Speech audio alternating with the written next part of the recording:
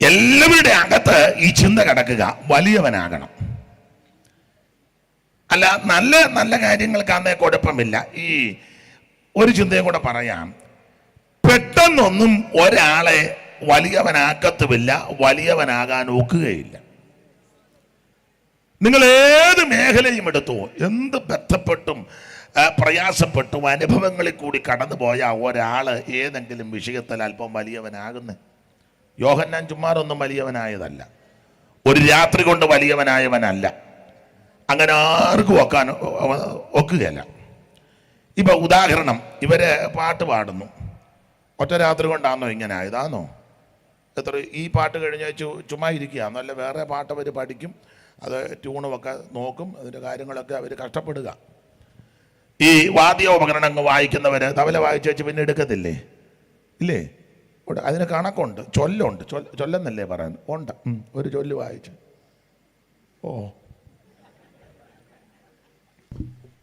ഒന്ന് വായിക്കും, ഒരു ചൊല്ല.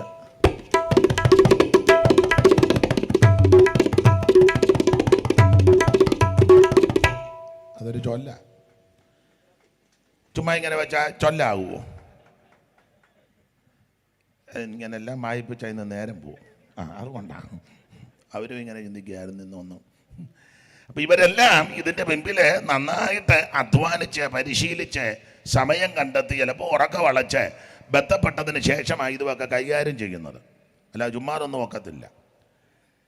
ഞങ്ങൾ ദൈവദാസന്മാരുമൊക്കെ ദൈവവചനമൊക്കെ പറയുമ്പോൾ ഇത് വായിക്കുകയും ധ്യാനിക്കുകയും വിശേഷിച്ച് പ്രാർത്ഥിക്കുകയും ഒക്കെ ചെയ്തായി വരുന്നത്. ചുമ്മാതൊന്നും കയറി നാടിനെ തരികയല്ല. തരും, നേരത്തെ ഇതിനെപ്പറ്റി അറിവുണ്ടായിരിക്കണം. മൈക്ക് ഓപ്പറേറ്റ് ചെയ്യുന്നവർ ചുമ്മാ ഇതെല്ലാം പിടിച്ചു തിരിക്കുകയാണോ? അല്ല, അതെല്ലാം നന്നായിട്ട് കഷ്ടപ്പെട്ട് പഠിക്കുക. അപ്പൊ എല്ലാ മേഖലകളിലും ഒറ്റ രാത്രി കൊണ്ട് ആർക്കും വലിയവനാകാൻ ഒക്കത്തില്ല. വലിയവനാകണമെങ്കിൽ ആയിട്ടുണ്ടെങ്കിൽ അതിൻ്റെ മുമ്പിൽ അധ്വാനവും പ്രയത്നം ധാരാളമുണ്ട്. അതുകൊണ്ട് ഇന്ന് രാത്രി നമ്മൾ ചിന്തിക്കാൻ പോകുന്ന വിഷയം, എന്തുകൊണ്ടാണ് യോഹന്നാൻ വലിയവനായത്?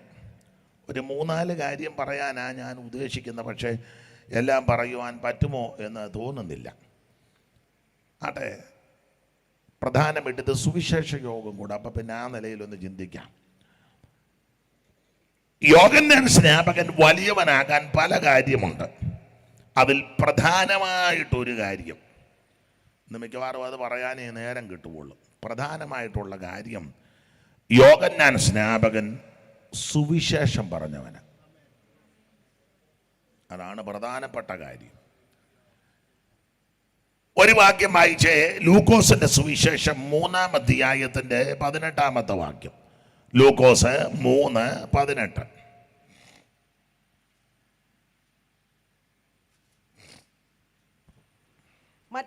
മറ്റു പലതും അവൻ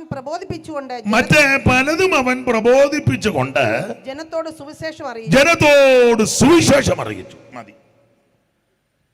എന്നെ കേൾക്കുന്ന പ്രിയരെ, യോഹന്നാൻ സ്നാപകൻ വലിയവനാകാൻ പ്രധാനപ്പെട്ട കാര്യം, യോഹന്നാൻ സ്നാപകൻ സുവിശേഷം അറിയിച്ച വ്യക്തിയാണ്. ദൈവത്തിന് മഹത്വം. സുവിശേഷം അറിയിക്കണം. ഇന്ന് രാത്രി സുവിശേഷത്തെ പറ്റിയും ചില കാര്യങ്ങൾ നമുക്ക് ചിന്തിക്കാം. അതാണല്ലോ പ്രധാനപ്പെട്ട കാര്യം. ഈ തലക്കെട്ട് ഇത് തന്നെ, ബാനറും അങ്ങനെ തന്നെ, സുവിശേഷ മഹായോഗം. ഇവിടെ ഇരിക്കുന്നവർക്കെല്ലാം ഞാൻ പറയുന്ന കാര്യം നന്നായിട്ട് അറിയാം. അറിയാത്ത ആരെങ്കിലും വന്നിട്ടുണ്ടെങ്കിൽ കേൾക്കുന്നുണ്ടെങ്കിൽ അവരുടെ അറിവിനായി പറയാൻ പോകുന്നത്. അറിയാവുന്നവർ ഞാൻ തെറ്റിക്കുന്നുണ്ടോ എന്ന് ശ്രദ്ധിച്ചോണം. തെറ്റിക്കുകയാണെങ്കിൽ യോഗം കഴിഞ്ഞ് എൻ്റെ ഇടയ്ക്ക് ഒന്ന് പറയണം, അത് അങ്ങനല്ല ഇങ്ങനെയാണെന്ന് പറഞ്ഞാൽ അടുത്ത സ്ഥലത്ത് ഞാൻ ചെന്ന് ബടലത്തരം ഒന്നും പറയുകയില്ല. അപ്പം അതുകൂടെ നിങ്ങൾ ശ്രദ്ധിക്കണം. നിങ്ങൾക്കിതെല്ലാം നന്നായിട്ട് അറിയാമെന്ന് എനിക്കറിയാം. അപ്പോൾ യോഹന്നാൻ സ്നാപകൻ വലിയവനാകാൻ പ്രധാനപ്പെട്ട കാരണം അദ്ദേഹം സുവിശേഷം അറിയിച്ച വ്യക്തിയാണ്. സുവിശേഷം അറിയിക്കുന്നവനെ ദൈവം ഉയർത്തും. സുവിശേഷം അറിയിച്ചവരെ എല്ലാം ദൈവം ഉയർത്തിയിട്ടുമുണ്ട്. അതുകൊണ്ട് ഇന്ന് രാത്രി അല്പസമയങ്ങൾ നമുക്ക് ഒന്നാമത്തെ പോയിന്റിൽ നിന്ന് ചില കാര്യം ചിന്തിക്കാം. സുവിശേഷം എന്താണ്? സുവിശേഷം ഒറ്റ വാക്കിൽ പറഞ്ഞാൽ നസറായനാകുന്ന യേശു ക്രിസ്തു.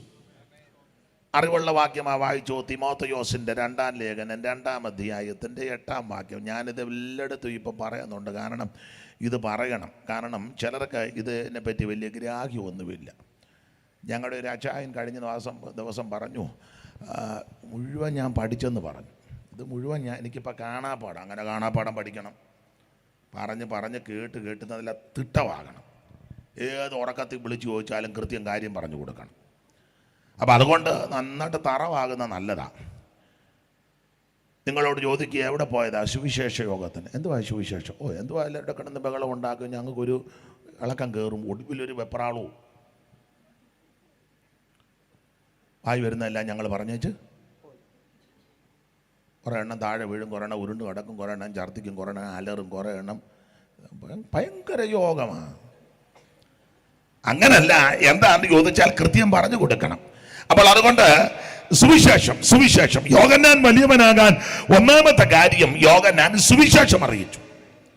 അതുകൊണ്ട് ചിന്തിക്കുക, എന്താണ് സുവിശേഷം? തിമോഥെയോസിന്റെ 2-ാം ലേഖനം 2-ാം അധ്യായം 8-ാം വാക്യം വായിച്ചോ. ദാവീദിന്റെ സന്തതിയായി ജനിച്ച് മരിച്ചിട്ട് ഉയർത്തെഴുന്നേറ്റിരിക്കുന്ന യേശുക്രിസ്തുവിനെ. മൈക്ക് ഓപ്പറേറ്റ് ചെയ്യുന്നവര് ഓമനമാമയ്ക്ക് ഒരു സ്റ്റാൻഡ് കൊടുക്കുക. സ്റ്റാൻഡ് ഉണ്ടോ അവിടെ? സ്റ്റാൻഡ് വേണ്ട. ആട്ടെ, കഷ്ടപ്പെടുന്ന കണ്ടുകൊണ്ട് ഞാൻ നല്ല ബുദ്ധി പറഞ്ഞതേ ഉള്ളൂ. അപ്പോൾ ദാവീദിന്റെ സന്തതിയായി ജനിച്ച് മരിച്ചിട്ട് ഉയർത്തെഴുന്നേറ്റിരിക്കുന്ന യേശുക്രിസ്തുവിനെ ഓർത്തുകൊള്ളുക. അത് ആകുന്നു എന്റെ സുവിശേഷം. അതാകുന്നു എന്റെ സുവിശേഷം. അപ്പൊ എന്താ സുവിശേഷം?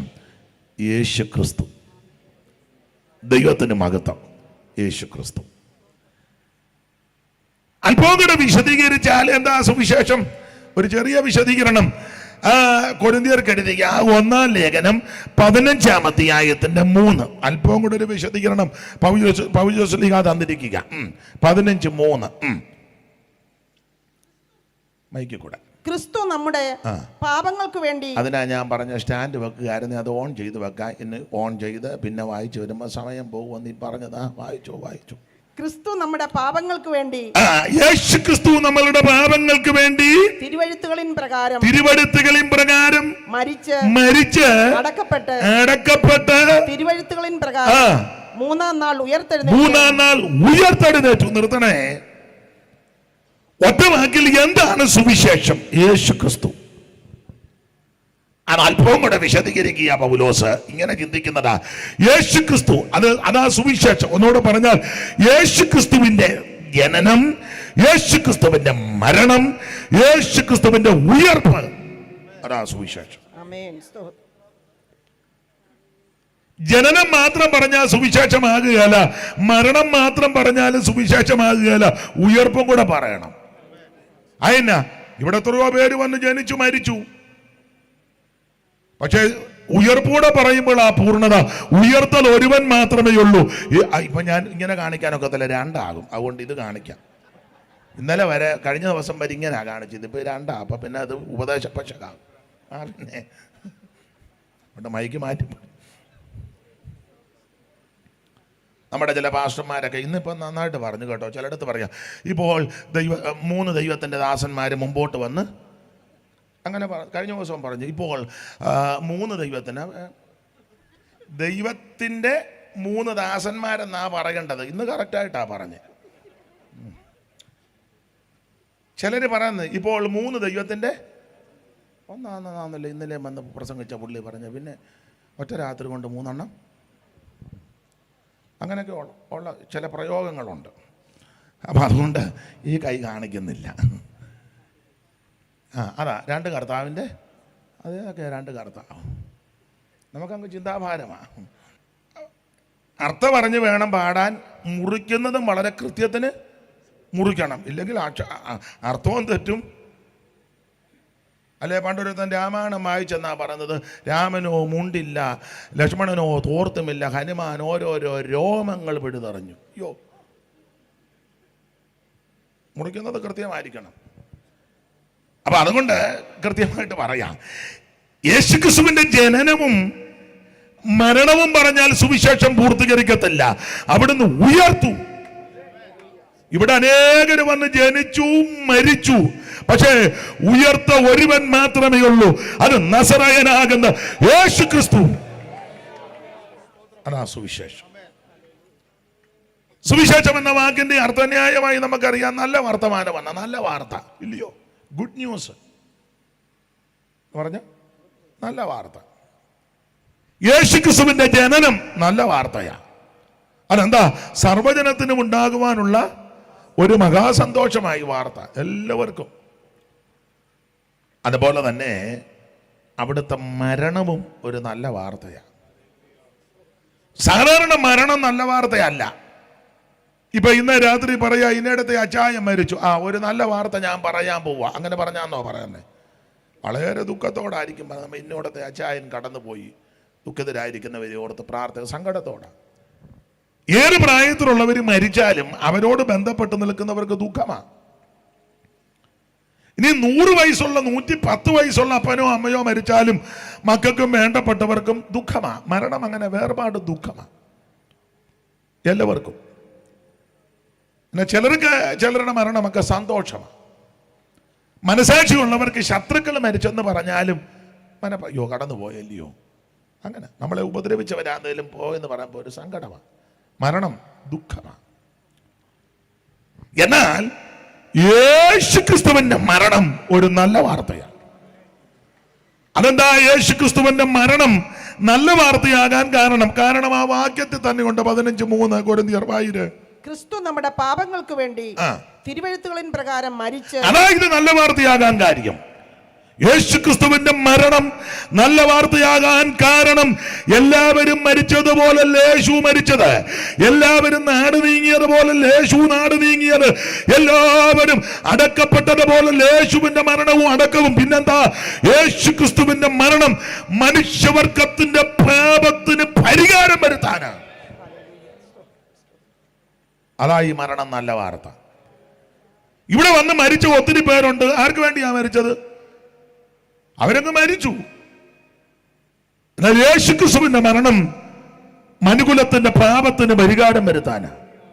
ക്രിസ്തു നമ്മുടെ ഒരു ഏരിയയിലോ ഒരു വിഭാഗക്കാരുടെയോ ഒരു പ്രത്യേക മതക്കാരുടെ പാപങ്ങൾക്ക് വേണ്ടിയല്ല, ലോകത്തിൽ ജനിച്ച് ജീവിക്കുന്ന സകല മനുഷ്യവർഗത്തിന്റെയും പാപത്തിന് പരിഹാരം വരുത്തുവാനാ യേശുക്രിസ്തു മരിച്ചത്. അതുകൊണ്ട് യേശുക്രിസ്തുവിന്റെ തിരുമരണം നല്ല വാർത്തയാ. എന്താ ഈ മരണത്തിന്റെ വിശേഷത? ക്രിസ്തുയേശുവിന്റെ മരണത്തിന്റെ വിശേഷത ലളിതമായിട്ടാ പറയാൻ. ഈ മരണത്തിന്റെ വിശേഷത വാക്യങ്ങളെല്ലാം എടുത്ത് വായിപ്പിക്കുന്നില്ല. ഒന്ന്, യേശുക്രിസ്തു മരിക്കാനായി ഇങ്ങോട്ട് വന്നത്. അതായത് ഇതിന്റെ വിശേഷത. ഞാനും നിങ്ങളുമെല്ലാം ജീവിക്കാൻ വന്നവരാ. നോട്ടോ ഇരിപ്പും കാണുമ്പോൾ അറിയാം എല്ലാവരും ജീവിക്കാൻ. നമ്മുടെയൊക്കെ ആൾക്കാർ 9 മണിയാകുമ്പോഴേ ബൈബിളിന് സിപ്പിടും. എന്തിനാ? പെട്ടെന്ന് വീട്ടിൽ ചെന്ന് 2 ഉണക്കച്ചപ്പാത്തിയും കഴിച്ചേച്ച് ഒരു വാര് ഗുളികയും തിന്നേച്ച് കിടക്കണേന് ജീവിക്കണ്ടായോ?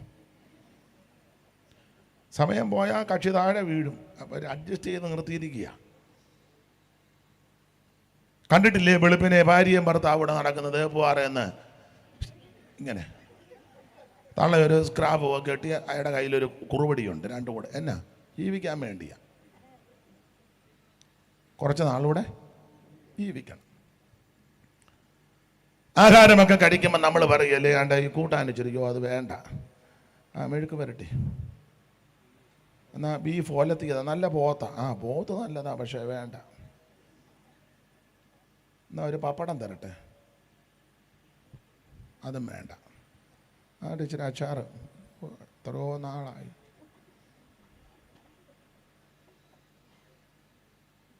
എന്നാ ഇച്ചിരി പായസം, നല്ല പായസമാണ്, നല്ല ശർക്കര, ഒന്നും വേണ്ട. പിന്നെ പുള്ളി ഇങ്ങോട്ട് ചോദിക്കുന്ന പാവയ്ക്കകത്തോരം കാണുമോ? അപ്പം നമ്മൾ ചോദിക്കുക അതിനെ ഇതൊന്നും ജീവിക്കണ്ടായോ? അപ്പോൾ ഇവിടെ വന്ന സകല മനുഷ്യനും ജീവിക്കാൻ വന്നവരാ. എന്നാൽ മരിക്കാൻ വന്ന ഒരുവനേ ഉള്ളൂ, അത് നസറയനാകുന്ന യേശു. മാത്രമാണോ ആ വരവിനെ പറ്റി ഒരു പ്രയോഗം യേശുക്രിസ്തുവിനെ പറ്റി പറയുന്നിടത്തെല്ലാം കർത്താവ് പറഞ്ഞതും മറ്റുള്ളവർ പൗലോസും ഒക്കെ പറഞ്ഞത് ക്രിസ്തുവേശു പാപികളെ രക്ഷിപ്പാൻ ലോകത്തിൽ വന്നെന്ന അങ്ങനെ കൊടുത്തേക്കുന്നത്. ലോകത്തിൽ കർത്താവ് തന്നെ പറഞ്ഞു മനുഷ്യപുത്രൻ വന്നത്. അപ്പോൾ യേശുക്രിസ്തുവിനെ പറ്റി പറയുന്നിടത്തെല്ലാം വന്നു. അതെന്താ അങ്ങനെ പറയാൻ കാര്യം? നേരത്തെ ഉണ്ടായിരുന്നു. ഇപ്പൊ ഞാൻ ഇവിടെ വന്ന് നിൽക്കുക, നിങ്ങൾ എന്നോട് വന്ന് ചോദിക്കുമോ പാസ്റ്റർ എപ്പോഴാ ജനിച്ചേ? ഇല്ല. ഇന്ന് രാത്രിയിലെ യോഗത്തിന് ഇവിടെ വരുമ്പോഴേ ന്യായമായിട്ട് വന്ന് ചോദിക്കുക എപ്പോഴാ ജനിച്ചേ, അങ്ങനെയാണോ ചോദിക്കുന്നത്? അല്ല, എപ്പോഴാ വന്നത്. അപ്പം വന്നത് എപ്പോഴാണെന്ന് എന്നോട് ചോദിക്കുമ്പോൾ അതിൻ്റെ അർത്ഥം ഞാൻ നേരത്തെ ഉണ്ടായിരുന്നു, വേറൊരു സ്ഥലത്ത് നിന്ന് ഇങ്ങോട്ട് വന്നത്. അതാ ചോദ്യത്തിൻ്റെ അർത്ഥം. അല്ലാതെ ഞാൻ ഇങ്ങോട്ട് വന്ന് ചോദിക്കുക എപ്പോഴാ ജനിച്ചത്, അങ്ങനെ ചോദിച്ചാൽ എൻ്റെ വണ്ടിയെ നിന്നെ ഒരു സ്ഥലത്തോട്ട് കൊണ്ടുപോകും. കാരണം നിന്നെ ഇവിടെ അധിക നേരം വെച്ചുകൊണ്ടിരിക്കാനൊക്കത്തില്ല, നീ ഇവിടെ നാശം ഒപ്പിച്ച് വെക്കും. കാരണം ടോണ് കേൾക്കുമ്പോൾ അറിയാം ഇത്. അപ്പോൾ യേശുക്രിസ്തുവിനെ പറ്റി പറയുന്നിടത്തല്ല വന്നു മനുഷ്യപുത്രം വന്നു. അപ്പോൾ വന്നുവെന്ന് പറയുമ്പോൾ നേരത്തെ ഉണ്ടായിരുന്നു. എവിടെ? സ്വർഗത്തിൽ. സ്വർഗം വിട്ട് ഇറങ്ങി വന്നു, സ്വർഗമകൾ വെടിഞ്ഞു, ഏഴയ്ക്ക് വേണ്ടി യേശുയാഗമായി. സ്വർഗം വിട്ടിറങ്ങി വന്നു, സ്വർഗമകൾ വെടിഞ്ഞു, ഏഴയ്ക്ക് വേണ്ടി യേശുയാഗമായി. അപ്പൊ ശ്രദ്ധിക്കുക, സ്വർഗത്തിൽ നിന്നാ വന്നേ. അപ്പോൾ സ്വർഗത്തിൽ നിന്ന് യേശു വന്നത് എന്തിനാ വന്നത്? ഒറ്റ വാക്കി പറഞ്ഞാൽ മരിക്കാൻ വന്നതാ. അതാ ഈ മരണത്തിന്റെ വിശേഷത. ഒന്ന്, മരിക്കാനാ ഇങ്ങോട്ട് വന്നത്. രണ്ട്, ഈ മരണത്തിന്റെ വിശേഷത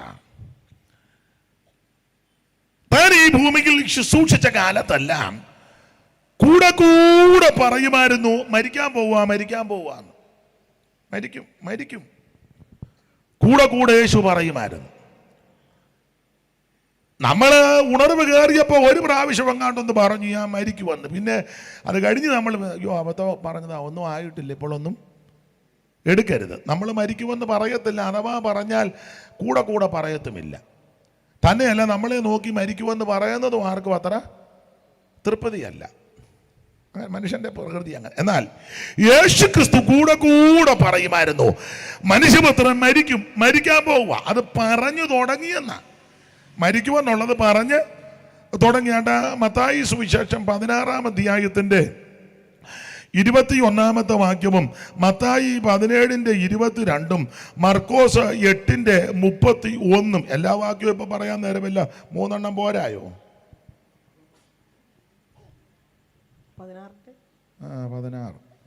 16-ന്റെ 21 ആദ്യമായി. അന്നു മുതൽ യേശു താൻ യെരൂശലേമിൽ ചെന്നിട്ട് മൂപ്പന്മാർ, മഹാപുരോഹിതന്മാർ, ശാസ്ത്രിമാർ എന്നിവരാൽ പലതും സഹിച്ച് കൊല്ലപ്പെടുകയും കൊല്ലപ്പെടുകയും പിന്നെ ഉയർത്തെഴുന്നേൽക്കുകയും വേണ്ടത് എന്ന് ശിഷ്യന്മാരോട് പ്രസ്താവിച്ചു തുടങ്ങി. അപ്പം ഒന്ന് പ്രസ്താവിച്ച് നിർത്തിയെന്നല്ല, പ്രസ്താവിച്ചു തുടങ്ങി. 3.5 കൊല്ലം ഇത് പറഞ്ഞുകൊണ്ടിരുന്നു. ഒന്നുകൂടെ പറഞ്ഞാൽ മരിക്കുന്നത് വരെ ഇത് പറഞ്ഞുകൊണ്ടിരുന്നു. എന്തോ പറഞ്ഞു? മരിക്കാൻ പോവുക, മരിക്കും. 17-22 കൂടെ വായിച്ചേ ഓമനെ മാമേ. അവർ ഗലീലയിൽ സഞ്ചരിക്കുമ്പോൾ യേശു അവരോട് മനുഷ്യപുത്രൻ മനുഷ്യരുടെ കയ്യിൽ ഏൽപ്പിക്കപ്പെടാറായിരിക്കുന്നു, അവർ അവനെ കൊല്ലുകയും 3-ാം നാൾ അവൻ ഉയർത്തെഴുന്നേൽക്കുകയും ചെയ്യും എന്ന് പറഞ്ഞു. അവരോ ഏറ്റവും ദുഃഖിച്ചു എന്ന് പറഞ്ഞു. ഇനി മർക്കോസ് 8-ന്റെ 31 വായിച്ചേ.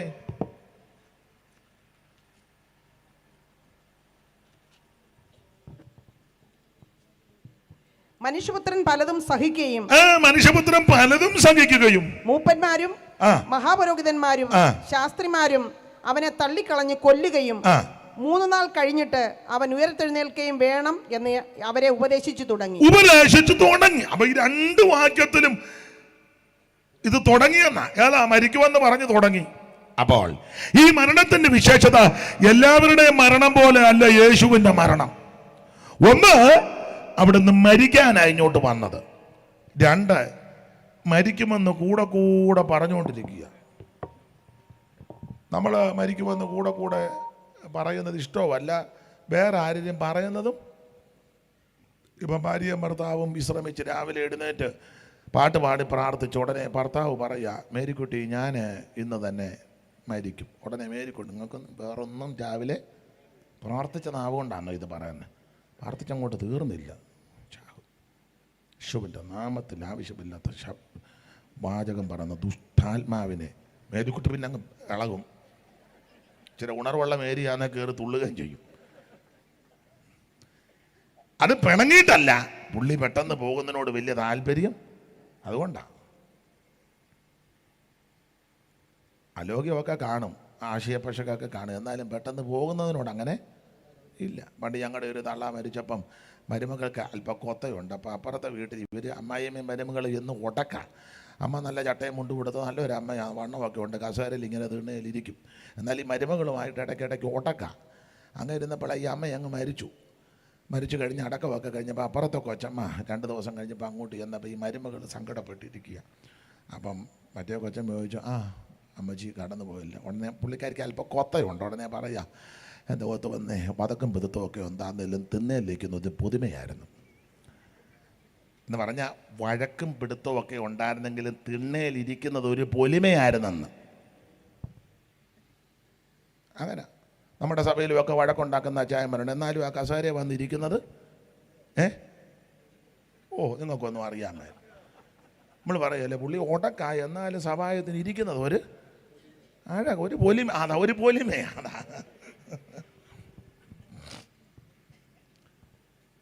അപ്പോൾ മരിക്കുന്നെന്ന് പറയുന്നത് ഇഷ്ടമല്ല, കേൾക്കുന്നതും ഇഷ്ടമല്ല. എന്നാൽ യേശു ക്രിസ്തുവിന്റെ മരണത്തിന്റെ വിശേഷത, ഒന്ന്, മരിക്കാനായി ഇങ്ങോട്ട് വന്നത്. രണ്ട്, കൂടെ കൂടെ പറയുമായിരുന്നു മരിക്കും മരിക്കും മരിക്കും. 3, എങ്ങനെ മരിക്കുന്നെന്ന് യേശു പറഞ്ഞു. ഇങ്ങനെ പറഞ്ഞ ഏത് നേതാവുണ്ട്? ഒരുത്തരുമില്ല. എങ്ങനെ മരിക്കും? അവിടെ ഉണ്ട് പലതും സഹിച്ചാ മരിക്കുന്നത്. മനുഷ്യപുത്രൻ പലതും സഹിക്കും. വേറൊരു ഭാഗത്തുണ്ട് തല്ലും, ഉപദ്രവിക്കും, അവൻ ആക്ഷേപിക്കും, അപമാനിക്കും. ഇങ്ങനൊക്കെ കർത്താവ് ഇതെല്ലാം നേരിട്ട് പറഞ്ഞു. അപ്പോൾ എല്ലാം വിവരിക്കുന്നില്ല. അപ്പോൾ എങ്ങനെ മരിക്കും എന്നും യേശു പറഞ്ഞു. ജീവിച്ചത് നമുക്ക് പറയാൻ പറ്റുമോ ഇന്ന വിധത്തിലാണ് മരിക്കുന്നെന്ന്? ഞാൻ മരിക്കാൻ പോകുന്നത് എല്ലാ ഡ്രസ്സുമൊക്കെ ഇട്ട് കട്ടിലേക്ക് കടന്ന് പാട്ട് പാടി പ്രാർത്ഥിച്ചേച്ച് സ്തോത്രം പറഞ്ഞ് മരിക്കുമെന്ന് തൻ്റെ ഇടം കൊണ്ടുവന്ന് കൈപൊക്കി പറയാൻ പറയും. എന്നെ അധികം പൊക്കം നോക്കുന്നത് നിങ്ങളോടാ ചോദിച്ചത്.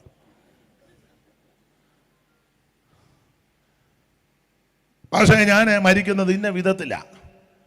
സഭക്കാരെല്ലാം വന്ന് പാട്ട് പാടി ആത്മാവി നിറയുമ്പോൾ ഞാനും അന്യഭാഷ പറഞ്ഞുകൊണ്ട് മരിക്കും. പറയാമോ? അപ്പം നിങ്ങൾ പറയാം, എൻ്റെ ആഗ്രഹം അങ്ങനെ ആ പാസ്റ്ററേ. ആയിക്കോട്ടെ, അങ്ങനെ നല്ല കാര്യം. ബിലിയാ മരിക്ക പറഞ്ഞു, ഭക്തൻ മരിക്കും പോലെ മരിക്കട്ടെന്ന്. ഭക്തൻ ജീവിക്കും പോലെ ജീവിക്കണ്ടേ? വായിച്ച 23:10 സംഖ്യാപുസ്തകം 23:10. ബിലിയാം അവിടെ അല്ലേ പറഞ്ഞത്? പെട്ടെന്ന് വായിച്ചു. സംഖ്യ 23:10 കണ്ട വലതുവശത്ത്.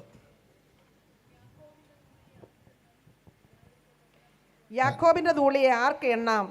ഇസ്രയേലിന്റെ കാലാംശത്തെ ആർക്ക് ഗണിക്കാം? ഭക്തന്മാർ മരിക്കും പോലെ ഞാൻ മരിക്കട്ടെ. ഭക്തന്മാർ മരിക്കുന്നത് പോലെ ഞാൻ മരിക്കട്ടെ. ഉണ്ടോ? ആഗ്രഹം നല്ലതാ. ഭക്തന്മാര് മരിക്കുന്നത് പോലെ ഭക്തൻ ജീവിക്കും പോലാണോ ജീവിച്ചേ? ഉള്ള കൊന്ത്രാക്കൊള്ളിയെല്ലാം ഒപ്പിച്ച് വെച്ചാ ഇല്ലേ? എന്തോ ഒപ്പിച്ചത്? വായിച്ചേ. യൂദാ 11.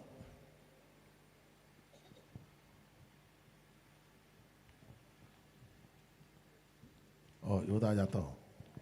പെട്ടെന്ന് വായിര്.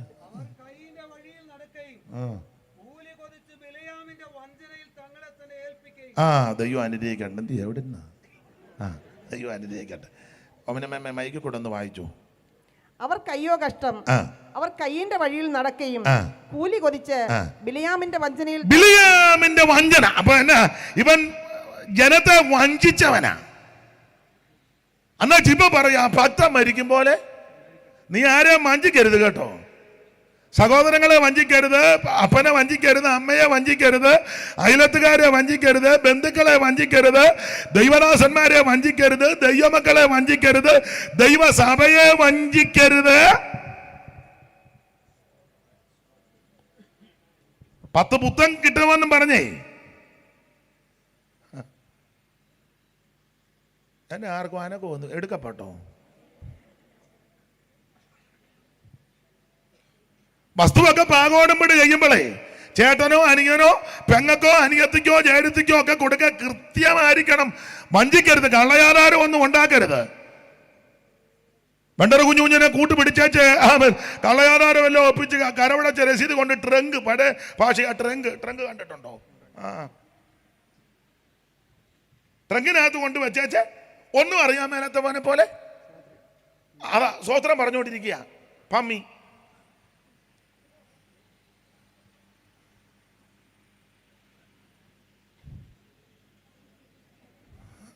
വെട്ടമടിക്കുന്നതുകൊണ്ട് കൃത്യം കാണാൻ മേല, അതുകൊണ്ടാണ്.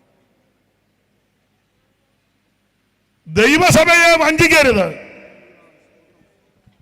നീ ഇതിനകത്ത് വന്ന് ഇതിനകത്ത് നന്മയെല്ലാം പ്രാപിച്ച് അനുഗ്രഹമെല്ലാം പ്രാപിച്ചിട്ട് നീ സഭയെ വഞ്ചിക്കരുത്.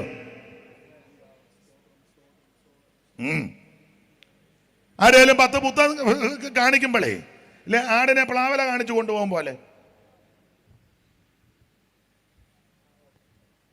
ദൈവമക്കളെ വഞ്ചിക്കരുത്.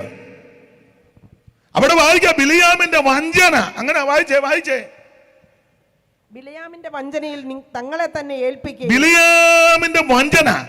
അപ്പൊ ജനത്തെ ദൈവസഭയെ വഞ്ചിച്ചവനാ ബിലയാം. എന്നാ ചെയ്യാൻ അങ്ങേയറ്റം പറ്റും പറയാ, ഭക്തൻ മരിക്കും പോലെ മിക്കവാറും ആരെങ്കിലും ചതച്ചിട്ടുണ്ടെങ്കിൽ വഞ്ചിച്ചിട്ടുണ്ടെങ്കിൽ അതിന് ക്രമീകരണം വരുത്തണം. അല്ല ഉപവാസ പ്രാർത്ഥന വെക്കുകയല്ല. നമുക്ക് ചൊല്ലി അടിക്കുന്ന 3 പേരെയും അടിച്ചേച്ച് ചൊല്ലുന്ന 2 പേര് എന്നതിന് അവൻ നമ്മുടെ കടന്ന് അടിയട്ടെ, അതിൻ്റെ കെട്ടുകൾ പൊട്ടട്ടെ, യേശുവിൻ്റെ നാമത്തിൽ മേപ്പട്ടിക്കപ്പെട്ട് 4 ചാട്ടോ, നീ ഓരോ ഇട്ട് തുള്ളിക്ക്. ചെയ്ത വിഷയത്തിന് പരിഹാരം വല്ലതും വരുത്തിയോ? സക്കായുടെ വീട്ടിൽ യേശു വന്നപ്പോൾ പറയാം, യേശുവെ നീ വന്നോ, നാളെ തന്നെ ഒരു ക്രൂസൈഡ് നടത്തുക. അങ്ങനൊന്നുമല്ല. യേശുവേ ചതിവായിട്ട് വാങ്ങിയിട്ടുണ്ടെങ്കിൽ അങ്ങനെ അല്ല, ക്രൂസൈഡ് നടത്തുമെന്നാണോ?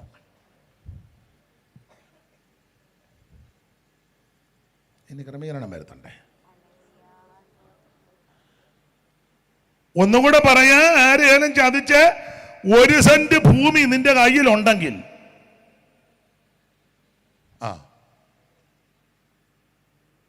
എന്നാ ചിലരുടെ മുഖത്തൊരു ചെറിയ വശപ്പശക്ക് പോലെ ഈ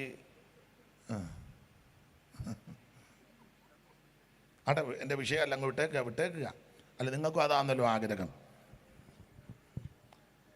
അപ്പൊ ഇവൻ ഒന്ന് വഞ്ചിച്ചവനാ. വെളിപ്പാട് പുസ്തകം 2:14-15. വെളിപ്പാട് 2:14-15. എങ്കിലും നിന്നെക്കുറിച്ച് കുറഞ്ഞൊരു കുറ്റം പറയുവാനുണ്ട്. ഇസ്രായേൽ മക്കൾ വിഗ്രഹാർപ്പിതം തിന്നേണ്ടതിനും ദുർനടപ്പാചരിക്കേണ്ടതിനും അവരുടെ മുമ്പിൽ ഇടർച്ച വയ്ക്കുവാൻ ബാലാക്കിന് ഉപദേശിച്ചു കൊടുത്ത ബിലിയാമിന്റെ വിഗ്രഹാർപ്പിതം തിന്നാനും ദുർനടപ്പാചരിക്കാനും ഉപദേശം കൊടുത്തവനാ ബിലയാം. ഇവൻ അവസരം കിട്ടിയപ്പോഴല്ല ഇവൻ ദുരുപദേശമാ പഠിപ്പിച്ചത്. ഇപ്പൊ അങ്ങനെ ഒത്തിരി വിദ്വാന്മാര് നമ്മുടെ ഇടയിലും ഉണ്ട്.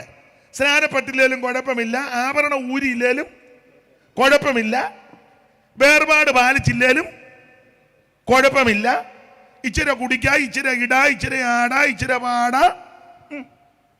പണ്ടൊരു പാട്ടുണ്ടായിരുന്ന സിനിമാ പാട്ടാന്ന് തോന്നുന്നു, കുഞ്ഞാൻ അറിയത്തില്ലല്ലോ. സിനിമാ പാട്ടേ ഞാൻ രക്ഷിക്കപ്പെടുന്നതിന് മുന്നേ കേട്ടിട്ടുണ്ട്. ആ പാട്ടിങ്ങനെ ആടാ പാടാ ഹമാരോമ ചേമകർ പണ്ടങ്ക. കേട്ടിട്ടുണ്ടോ? ഇല്ല. കേട്ടിയോ? കേട്ടിട്ടുണ്ടോ? വെട്ടിയതാ, മൊത്തം വേട്ട. നിങ്ങൾ കേട്ടിട്ടുണ്ടോ? ഇല്ല. ഇവരെല്ലാം തികഞ്ഞ ആത്മീയരാ, അതുകൊണ്ട് ഞാൻ മാത്രം ഉള്ളി ഇപ്പോൾ ഇച്ചിരി ജഡീകനായിട്ട്. അപ്പൊ ആടാം പാടാം ആരോമൽ വടക്കൻ പാട്ടുകളാ. അല്ല, ഇപ്പൊ അതല്ലയോ സഭയ്ക്കകത്ത് ഈ ആടാം പാടാം കൂടാം ചാടാം എല്ലാം ഇച്ചിരി കൺട്രോൾ പോകരുതെന്ന് ഉള്ളു. അങ്ങനല്ലേ ഇപ്പൊ പഠിപ്പിക്കുന്നേ. ഈ സ്റ്റേജ് വരുമ്പോൾ ഉപദേശം പറയും, അപ്പോഴത്തെ സ്റ്റേജ് ചെല്ലുമ്പോൾ ഇതിനെതിര് പറയും. ഇങ്ങനെയുള്ളവന്മാരെ അല്ലയോ ഇപ്പം വിളിക്കുന്നേ? മനസ്സിലാകുന്നില്ലേ?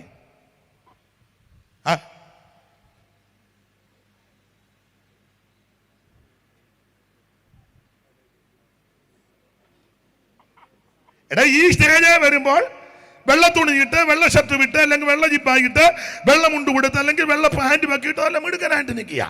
അപ്പുറത്തെ സ്റ്റേജ് ചെല്ലുമ്പോൾ കടും കളറിട്ട് ഇടയ്ക്ക് മുടി ഒന്ന് തട്ടി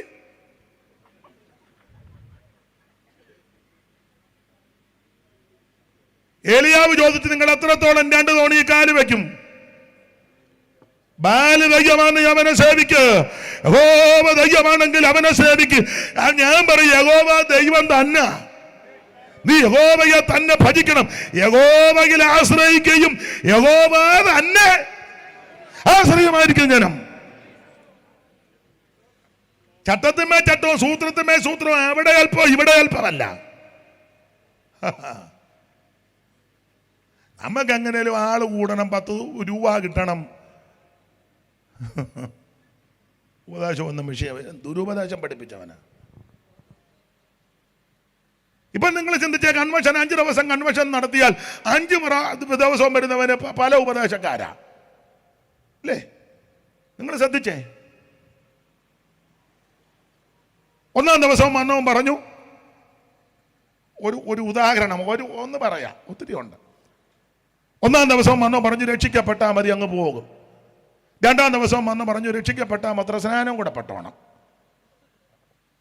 3-ാം ദിവസവും വന്നോ പറഞ്ഞു ഇത് മാത്രം പോരാ, അഭിഷേകവും പ്രാപിക്കണം. 4-ാം ദിവസവും വന്ന് പറഞ്ഞു ഇതൊന്നുമില്ലേലും പോകാനുള്ളവൻ ഇതല്ലേ പറഞ്ഞുകൊണ്ടിരിക്കുന്നേ. 1-ാം ദിവസവും പറഞ്ഞു ആഭരണം ഇടുന്നത് കൊണ്ട് തെറ്റില്ല. 2-ാം ദിവസവും വന്ന പുള്ളി പറഞ്ഞു ഇട്ടാലും കുഴപ്പമില്ല, ഇട്ടില്ലേലും കുഴപ്പമില്ല. 3-ാം ദിവസവും വന്ന് പറഞ്ഞു ഇട്ടോ ഒത്തിരി ഇടരുത്, ഇച്ചിരി ഇടാവുള്ളൂ, ഒരു മര്യാദ. 5-ാം ദിവസവും പറഞ്ഞു ഇടേണ്ടവർക്കിടാം, ആസ് യു ലൈക്ക്. ഒരു ഇംഗ്ലീഷ് ഇരിക്കട്ടെ. തെറ്റിയോ? ആസ് യു ലൈക്ക് ചോദിച്ചാൽ തെറ്റിയോ? കൂച്ചണിന്ന് വന്നതല്ലേ? അല്ല, അവിടൊക്കെ അങ്ങനെ, നിങ്ങളുടെ അവിടൊക്കെ അങ്ങനെ. സത്യം പറ. അതുകൊണ്ട് തന്നെ എങ്ങനെ ഇപ്പൊ പോകാന്നായി, ഏത് വിധത്തിലും അങ്ങനെ ആയത് ആയതല്ല, ആക്കി. പക്ഷെ ഇതിന്റെ നടുവിൽ വേർപാടിന്റെ ഉപദേശത്തിന് വേണ്ടി ചുമല് കൊടുക്കുന്ന പ്രിയപ്പെട്ടവരെ ഓർത്ത് ദൈവത്തെ സ്തുതിക്കുക. ഇതൊരു ഉപദേശമുണ്ട്. ചുമ്മാ കാള കളിച്ച് കണ്ടർകാള കളിച്ച് കിടക്കുന്നതാണോ? ഓനമ്പം വരിക തോന്നുമ്പം പോകുക ഇട്ടുള്ളത് പോലെ അങ്ങനെയൊന്നും അല്ല. ഇതിനൊക്കെ പ്രമാണമുണ്ട്. ആട്ടെ, ഇങ്ങനെ പറഞ്ഞാൽ ഞാൻ അവിടെ തന്നെ നിന്ന് വെളുക്കുവോളം പറയും. ആരാ വിലയാം? ദുരുപദേശം പഠിപ്പിച്ചവനാ. ധാരാളം ആൾക്കാർ ഇപ്പോൾ ഇറങ്ങിയിട്ട് ഒത്തിരി എണ്ണം ഉണ്ട്, ഒത്തിരി ഉണ്ട്. ഈ ഏരിയയിലും ഉണ്ട്, അടൂർ ഏരിയയിലും ഉണ്ട്, കൊട്ടാരക്കര സൈഡിലും ഉണ്ട്, പുനലൂർ ധാരാളം ഉണ്ട്, കോഴിക്കോട്ട് ഉണ്ട്, കോടിമതിലും ഉണ്ട്, കൊട്ടാരക്കര എല്ലായിടത്തും ഉണ്ട്. എവിടെ ഇല്ലാത്ത? അല്ല, പ്രവാചകൻ പറഞ്ഞു എൻ്റെ ജനത്തിനും അത് ഇഷ്ടമാണ്.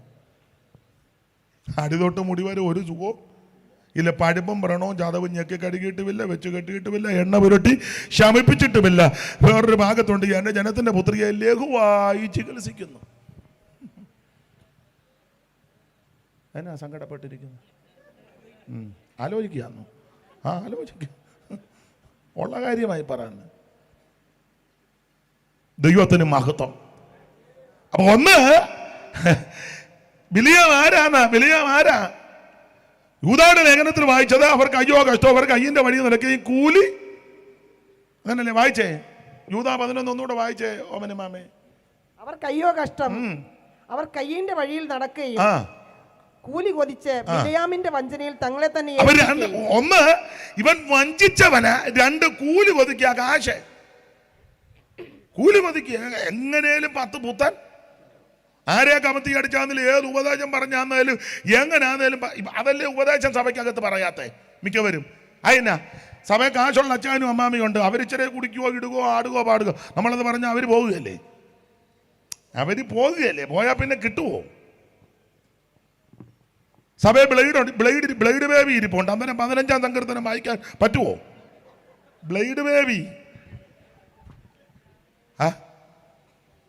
അന്നേരം 15 ഒക്കത്തില്ല, 91 വായിക്കും. ഒരനർത്ഥം നിനക്ക് ബേബിയോട് പറയും, അവനോടനെ ഊറി. ഇങ്ങനല്ലേ ഇപ്പൊ നടന്നുകൊണ്ടിരിക്കുന്നേ?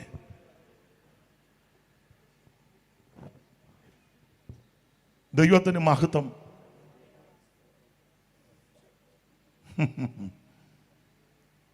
കൂലി കൊതിക്കുക, എങ്ങനെയും അവനവന്റെ കാര്യം അത്ര ഉള്ളു. ഈയിടെ ഒരു ഉപദേശി ഞാൻ ചോദിച്ചു, സ്ഥലമൊന്നും പറയത്തില്ല പേര്, ഞാൻ ചോദിച്ചു ഇപ്പൊ സഭയുടെ ചുമതല എവിടെ ആയിരിക്കുന്നു? ഇപ്പൊ ഇല്ല. ഞാൻ ചോദിച്ചു എന്നാ? എല്ലാം നല്ല സഭയിലായിരുന്നേ.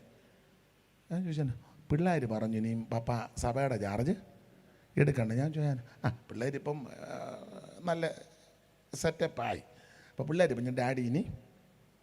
അപ്പോൾ പുള്ളി ഇത്ര നാളും ചെയ്തെന്തിനാ? പിള്ളേർ ഒരു നല്ല നിലയിലാക്കാനാ, അല്ല കർത്താവിൻ്റെ വേലയ്ക്കെന്ന് പറഞ്ഞവനല്ല. പിള്ളേരിപ്പോൾ അമേരിക്കയിലും കാനഡയിലും ന്യൂസിലൻഡിലൊക്കെ ആയി പിള്ളേരുടെ പഠനത്തോടുള്ള ബന്ധത്തെ നല്ല സഭയൊക്കെ നേതാവിനെ ചെന്ന് സ്തുതി പാടി കമത്തി അടിച്ച് ശയന പ്രദക്ഷിണം ചെയ്ത് ഓ അച്ഛാ ഓ എന്ന് പറഞ്ഞ് സോപ്പിട്ട് സുഖിപ്പിച്ച് നല്ല സഭയെല്ലാം ആയ കാലത്ത് എന്നാ നിങ്ങൾക്കൊന്നും അറിയാമല്ലോ അതിങ്ങനെ പൊട്ടം കളിച്ചിരിക്കുന്നേ? സുഖിപ്പിച്ച് എന്തായിട്ട് പറയാൻ വന്നതുപോലെ തോന്നുന്നു.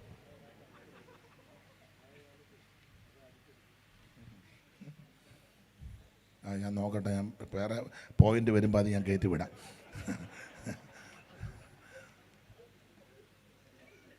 അപ്പൊ പിള്ളേർ ഇപ്പൊ പറയുക പപ്പ ഇനി ഒന്നും. അപ്പൊ പിള്ളേരെ ഒരു നിലയിലാക്കാനും നാടൻ ഭാഷ പറഞ്ഞ പിള്ളേരെ ഒന്ന് സെറ്റ് ചെയ്യാൻ വേണ്ടി ആ പുള്ളി ഈ വേലയ്ക്ക് ഇറങ്ങിയത്. സുവിശേഷ വേല അങ്ങനെയുള്ളതല്ല. നിന്റെ മരണം വരെ ഓർമ്മയും ആരോഗ്യവും ആയുസുമുള്ള കാലത്തോളം കണ്ണടയുന്നത് വരെ ദൈവത്തിന് മഹത്വം നീ വേല ചെയ്യണം. ഇവിടെ അല്ല വിശ്രമം, ഇവിടെ അല്ല സ്വസ്ഥത. ആ പുസ്തകത്തിൽ ബാക്കി ഇതാകുന്ന വിശ്രാമം, ഇതാകുന്ന സ്വസ്ഥത വിക്കി പറയുന്ന അതരത്താൽ ദൈവത്തിന് മഹത്വം. അപ്പൊ പുള്ളിക്ക് അങ്ങനെയാണ് പിള്ളേരെ പഠിപ്പിക്കണം. പിള്ളേർ നല്ല സെറ്റപ്പായി.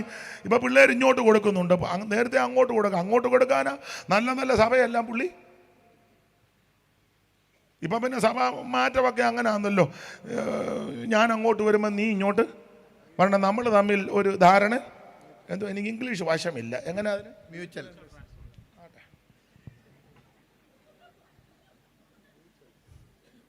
ദൈവത്തിന് മഹത്വം. മറ്റു രാജ്യങ്ങളിലൊക്കെ ഇൻ്റർവ്യൂ, ഇവരുടെ അവിടെയൊക്കെ വലിയ ഇൻ്റർവ്യൂ.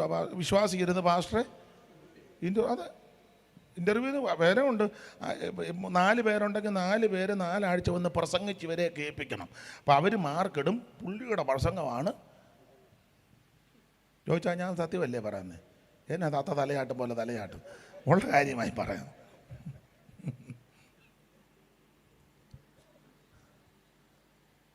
ഉപവാസ പ്രാർത്ഥനയിലേ അന്ത്യോക്യയിലെ സഭയിലെ പൗലിനെയും ബർന്നബാസിനെയൊക്കെ ശൗലിനെയും വിളിച്ചിരിക്കുന്ന വേലയ്ക്കായി വേർതിരിപ്പിനെന്ന് പരിശുദ്ധാത്മാവാ പറഞ്ഞു. അല്ല, അതുകൊണ്ട് അവർ പോയത് കൊണ്ട് വിടുതലും നടന്നു. ദൈവത്തിന് മഹത്വം. നമുക്ക് ആ വിഷയം വിട്ടേക്കാം, വെറുതെ എന്തിനാ ആരോഗ്യം ഉണ്ടാക്കുന്നു. 1 കൂലി കൊതിച്ചു, 2 വഞ്ചിച്ചു, 3 ദുർബലേശം പഠിപ്പിച്ചു. ഒരു വാക്യം കൂടെ വായിച്ചോ. പത്രോസിന്റെ 2-ാം ലേഖനം 2-ാം അധ്യായത്തിന്റെ 15.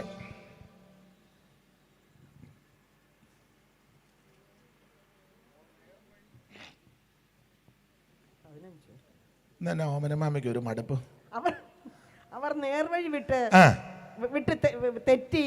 തെറ്റുന്നുണ്ട്, അതാ ഞാൻ ചോദിച്ചത്. അവർ നേർവഴി വിട്ട് തെറ്റി ബെയോരിന്റെ മകനാകുന്ന ബിലിയാമിന്റെ വഴി കണ്ടോ? ബിലയാമിന്റെ വഴി എന്തുവാ വഴി? ഒറ്റവാക്കി പറയാം, അന്യജാതിയിൽ നിന്ന് കല്യാണം കഴിക്കുന്നത് കൊണ്ട് കുഴപ്പമില്ലെന്ന്. ഒന്നുകൂടെ തെളിച്ച് പറഞ്ഞാൽ, രക്ഷിക്കപ്പെട്ട നീ രക്ഷിക്കപ്പെടാത്ത ലില്ലിക്കുട്ടിക്ക് വാട്സപ്പിൽ കൂടെ അയച്ചു ഹായ് ലില്ലി, അത് കുഴപ്പമില്ലെന്ന്. വിശദീകരിക്കണോ? വേണ്ട. പുള്ളി പറഞ്ഞു അയ്യോ വേണ്ട, വേണ്ട.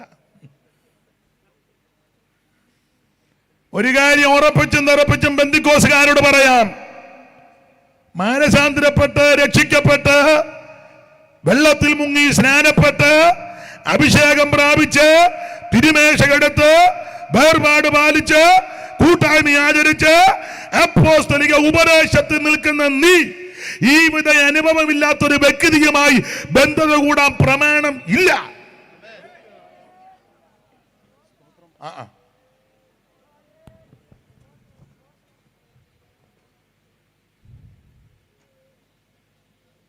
അപ്പൊ എന്നോട് ചോദിക്കുന്നില്ലെന്നുള്ള, അങ്ങനെ കൂടിയാലാണ്ട് ഒരുത്തൻ കുടല് പൊട്ടി ചത്തു, ഉദരം പൊട്ടി വെളി ചാടി കുടല് പുറത്ത് വന്നു.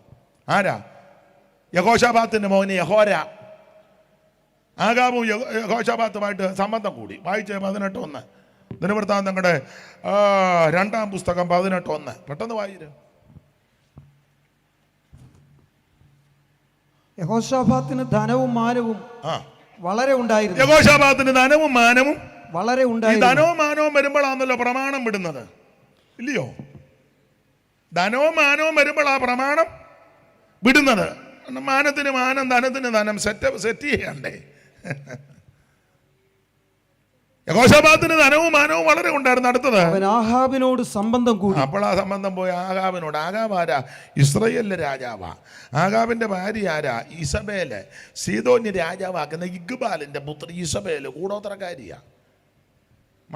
മന്ത്രവാദം ചെയ്യുന്ന അമ്മാമയാ. അതിലെ ഏകു ഇസ്രായേലിൽ വന്നപ്പോൾ യോരാൻ ചോദിച്ചു, ഏകു സുഖമാണോ? അപ്പോൾ ഏകു ചോദിച്ചു, നിന്റെ അമ്മയുടെ ക്ഷുദ്ര ഇതുപോലെ കോടി കൊത്തിയിരിക്കുമ്പോൾ എനിക്ക് വല്ല സുഖമുണ്ടോ? അവള് വലിയ എന്തുവാ ബ്യൂട്ടി പാർലറിലൊക്കെ കയറും, തലയൊക്കെ ചീകി മിനുക്കി. പിന്നെ പിന്നെ പെന്തിക്കോസുകാർ ഇപ്പം കണ്ണെടുക്കുന്നവരുണ്ട്. ഉണ്ടെന്ന് അണുവൊക്കെ എഴുതി പിരിയോ എല്ലാം അടിച്ച ലിപ്റ്റിക്കുമൊക്കെ ഇട്ട് നഖത്തേൽ ഇന്നാളൊരുത്തി പാടാൻ നിൽക്കുക. 10 പേരിലും അടിച്ചു വച്ചിരിക്കുക. അപ്പോൾ അന്നേരം ഉള്ള താനെന്തിനാ ഇതെല്ലാം നോക്കുന്നത്? പിന്നെ വല്ല പോത്ത് പോലെ നിന്ന് പാടിയാ കാണുകയല്ലേ, പുറകിരിക്കുകയല്ലയോ?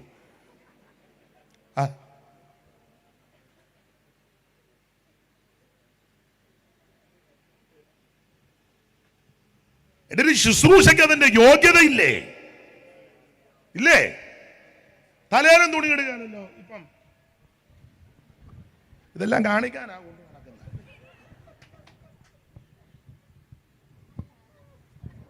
ചെല്ല് ഇങ്ങനെ വേറൊരുത്തി കൊണ്ട് മുടി ഇട്ടേച്ച് അവളിങ്ങനെ അതിങ്ങനെ യക്ഷി കിടക്കും. വടയക്ഷി വരുമ്പോൾ അവളും നിന്ന് എന്നതാണോ ഇതൊക്കെ? ആര് പറയാനാ? ആരോട്? ഏതവൻ പറയും?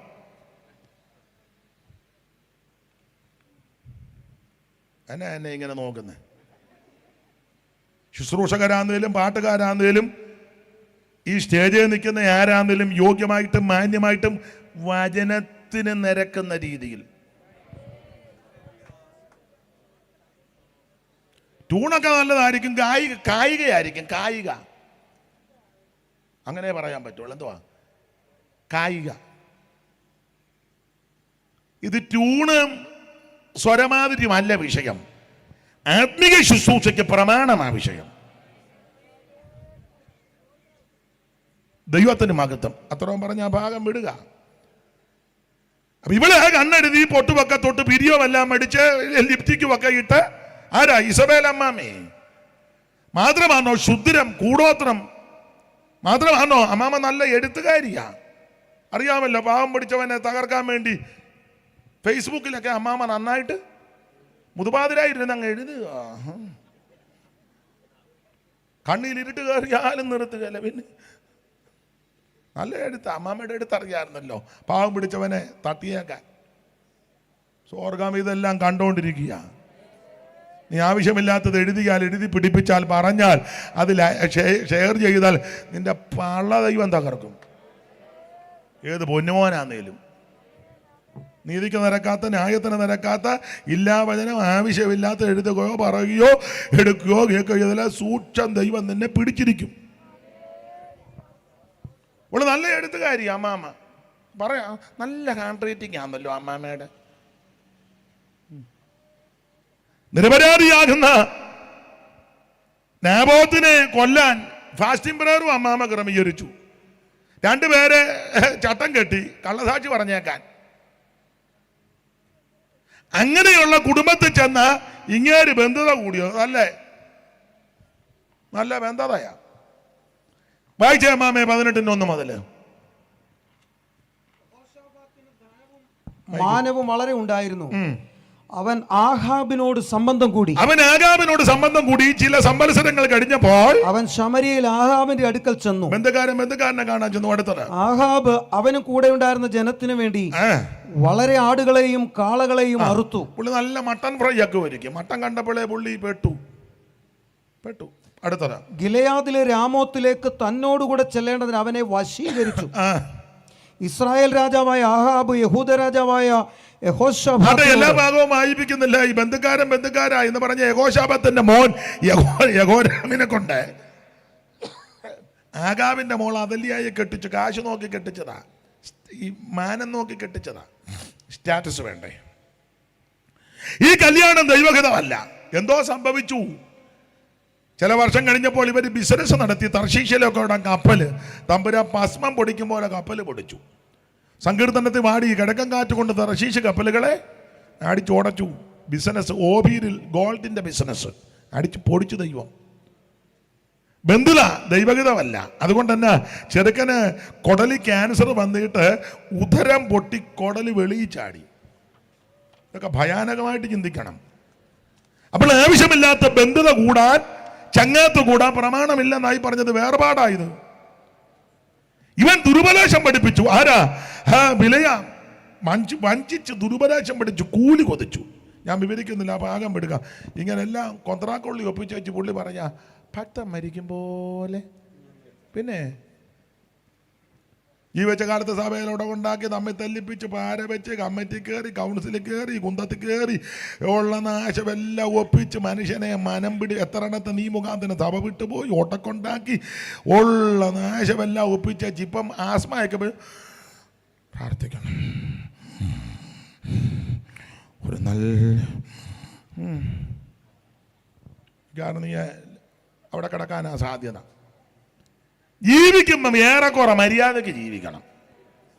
ജീവിച്ചപ്പോ നാശമല്ല ഒപ്പിച്ചു പുള്ളി പറയാ ഭക്തം മരിക്കുമ്പോൾ എനിക്ക് മരിക്കണമെന്ന്. നടക്കുകയല്ല. എങ്ങനെയാ മരിച്ചത്? വായിച്ച് 31-ാം അധ്യായത്തിന്റെ 6-ാം വാക്യമല്ലേ? സംഖ്യാപുസ്തകം 31:6 ഒന്ന് വായിച്ചേ. മോശെ ഓരോ ഗോത്രത്തിൽ നിന്ന് 1000 പേർ വീതമുള്ള. ഇനി 8-ാം വാക്യം വായിച്ചോ.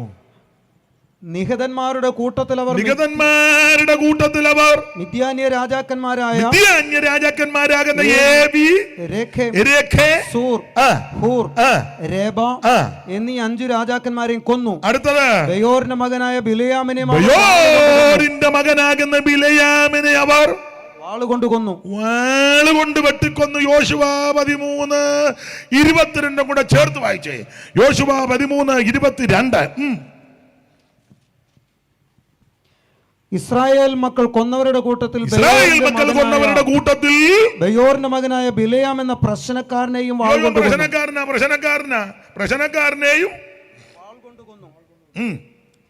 കൊണ്ട് കൊന്നു. അതിനകത്ത് പതുക്കെ വായിച്ചത്, മൈക്ക് നിർത്തിയത്. കുഴപ്പമില്ല. അപ്പൊ ഈ പ്രശ്നക്കാരനാകുന്ന ബിലയാമിനെ വാളുകൊണ്ട് കൊന്നു. ഇവനെന്തോ ദോഷം ഒപ്പിച്ചെന്നറിയാമോ? വായിച്ച് 31:16 ഒന്ന് വായിച്ച. 16 തോന്നുന്നു. സംഖ്യ 31:16 ഒന്ന് വായിച്ച. അതാന്ന് തോന്നുന്നു. ഇവരത്രേ പെയോറിന്റെ സംഗതിയിൽ ബിലയാമിന്റെ ഉപദേശത്താൽ ഇസ്രായേൽ മക്കൾ യഹോവയോട് ദ്രോഹം ചെയ്യുവാൻ ഇവൻ ഒപ്പിച്ച സൂത്രം. ദൈവത്തോട് ദ്രോഹം ചെയ്യാൻ ഇവൻ സഭയ്ക്കകത്ത് പൂളൊപ്പിച്ചവനാ. പിന്നെ ദൈവത്തോട് ദ്രോഹം ചെയ്യുവാനും യഹോവയുടെ സഭയിൽ ബാധ ഉണ്ടാകുവാനും ഹേതുവായത്. ഇവനാ സഭയ്ക്കകത്ത് ഇവൻ പ്രശ്നം ഉണ്ടാക്കിയവനാ. ആര്? എന്നെ ഒരു പേടി അച്ഛനെടുത്തിരിക്കുന്നുണ്ടാന്നോ? ഇവൻ സഭയ്ക്കകത്ത് പ്രശ്നം ഉണ്ടാക്കാൻ പൂള് വച്ചവനാവില്ലയാ.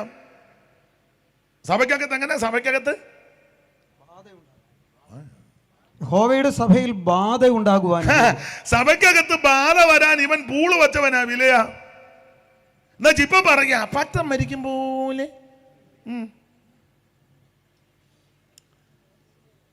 എത്ര എണ്ണമാ ബാധ കൊണ്ട് നശിച്ചത്? വായിച്ചേ സംഖ്യാപുസ്തകം 25-ാം അധ്യായത്തിന്റെ 9-ാമത്തെ വാക്യം വായിച്ചേ. മരിച്ചുപോയവർ, നന്നായിട്ട് വായിക്കുക. ബാധ കൊണ്ട് മരിച്ചുപോയവർ, ബാധ കൊണ്ട് മരിച്ചുപോയവര് 24,000 പേർ. 24,000 പേര്. അപ്പോൾ 24,000 പേരെ ഒറ്റയടിക്ക് കൊല്ലാൻ അവൻ തന്ത്രമുണ്ടാക്കിയവനാ ബിലയാ.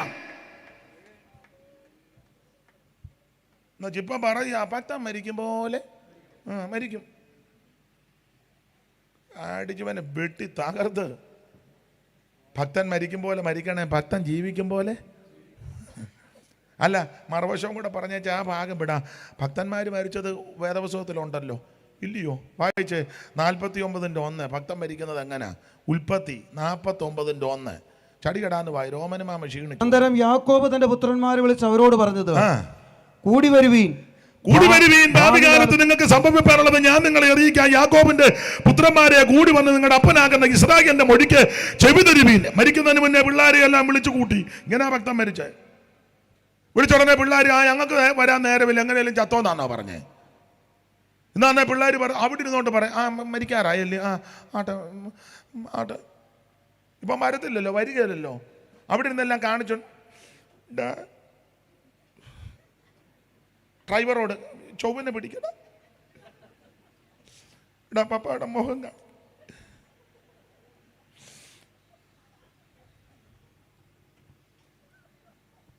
മനസ്സിലാകുന്നില്ലല്ലയോ? ഏഴാം കടലിനക്കരയിൽ നിന്ന് കണ്ടോണ്ടിരിക്കുകയല്ല, അടുത്ത് വന്നു.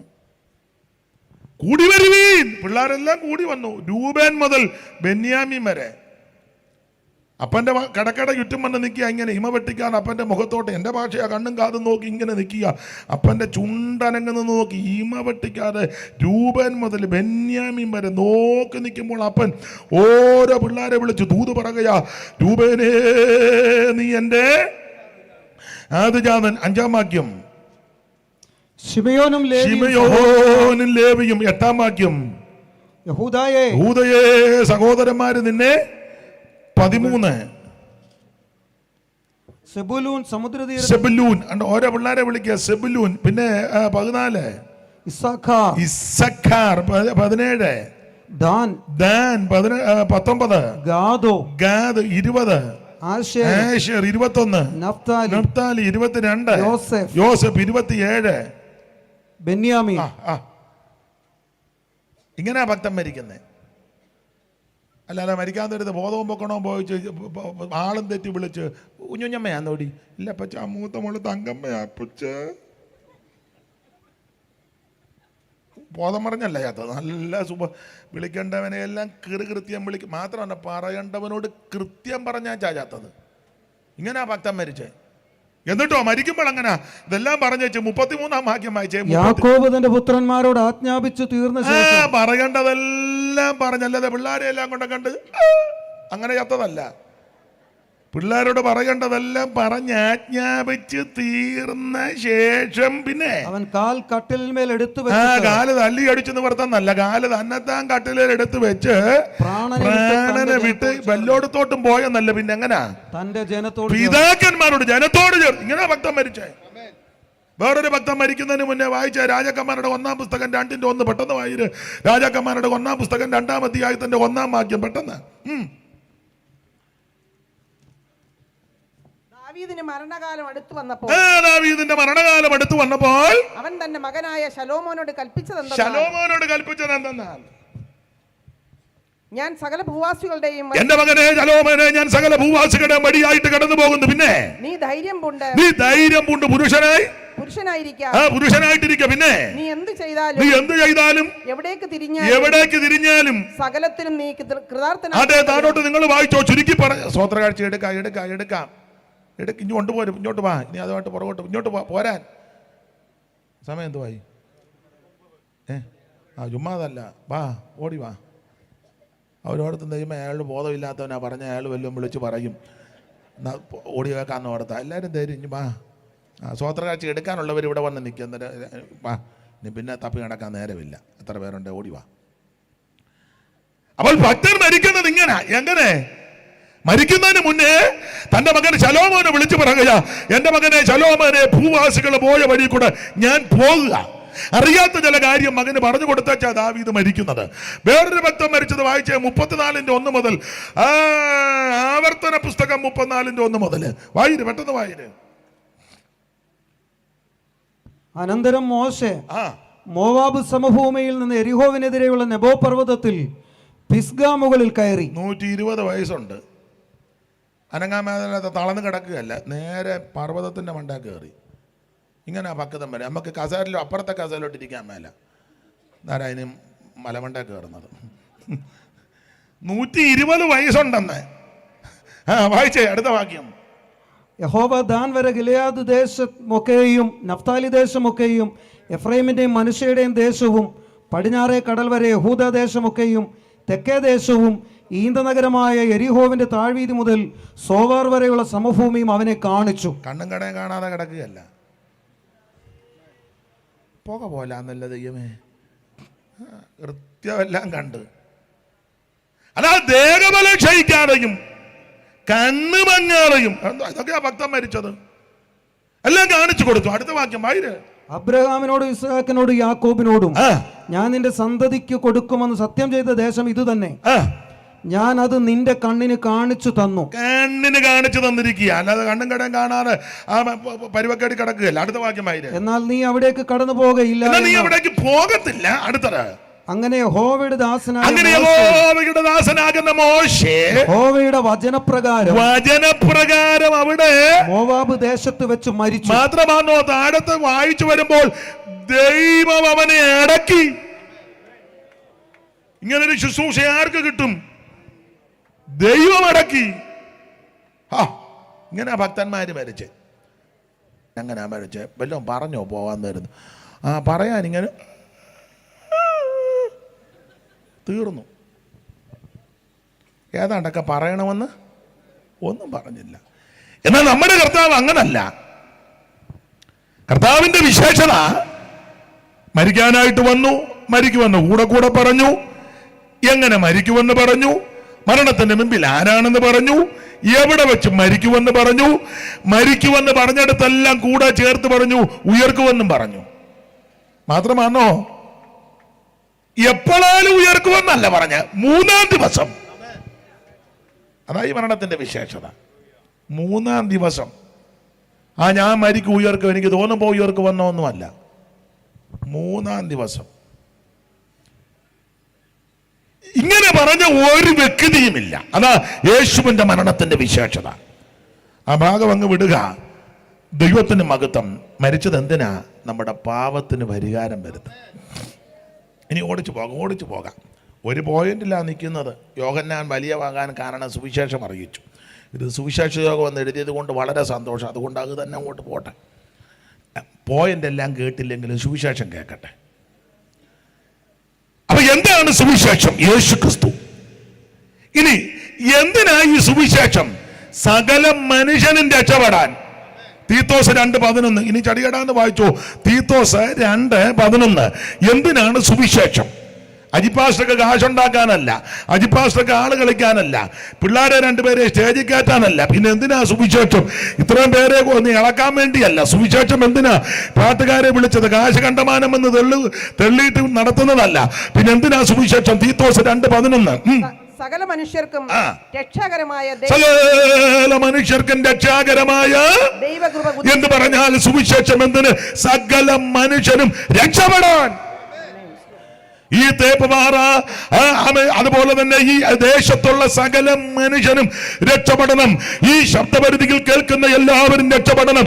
ഈ നാട് രക്ഷപ്പെടണം.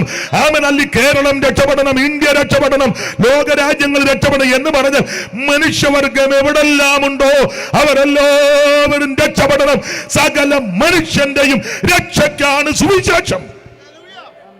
അപ്പൊ എന്താ സുവിശേഷം? യേശു ക്രിസ്തു. എന്തിനാ സുവിശേഷം? സകല മനുഷ്യനും രക്ഷപ്പെടാൻ. മൂന്നാമത്തെ പോയിന്റ് സുവിശേഷത്തെ പറ്റിയാ.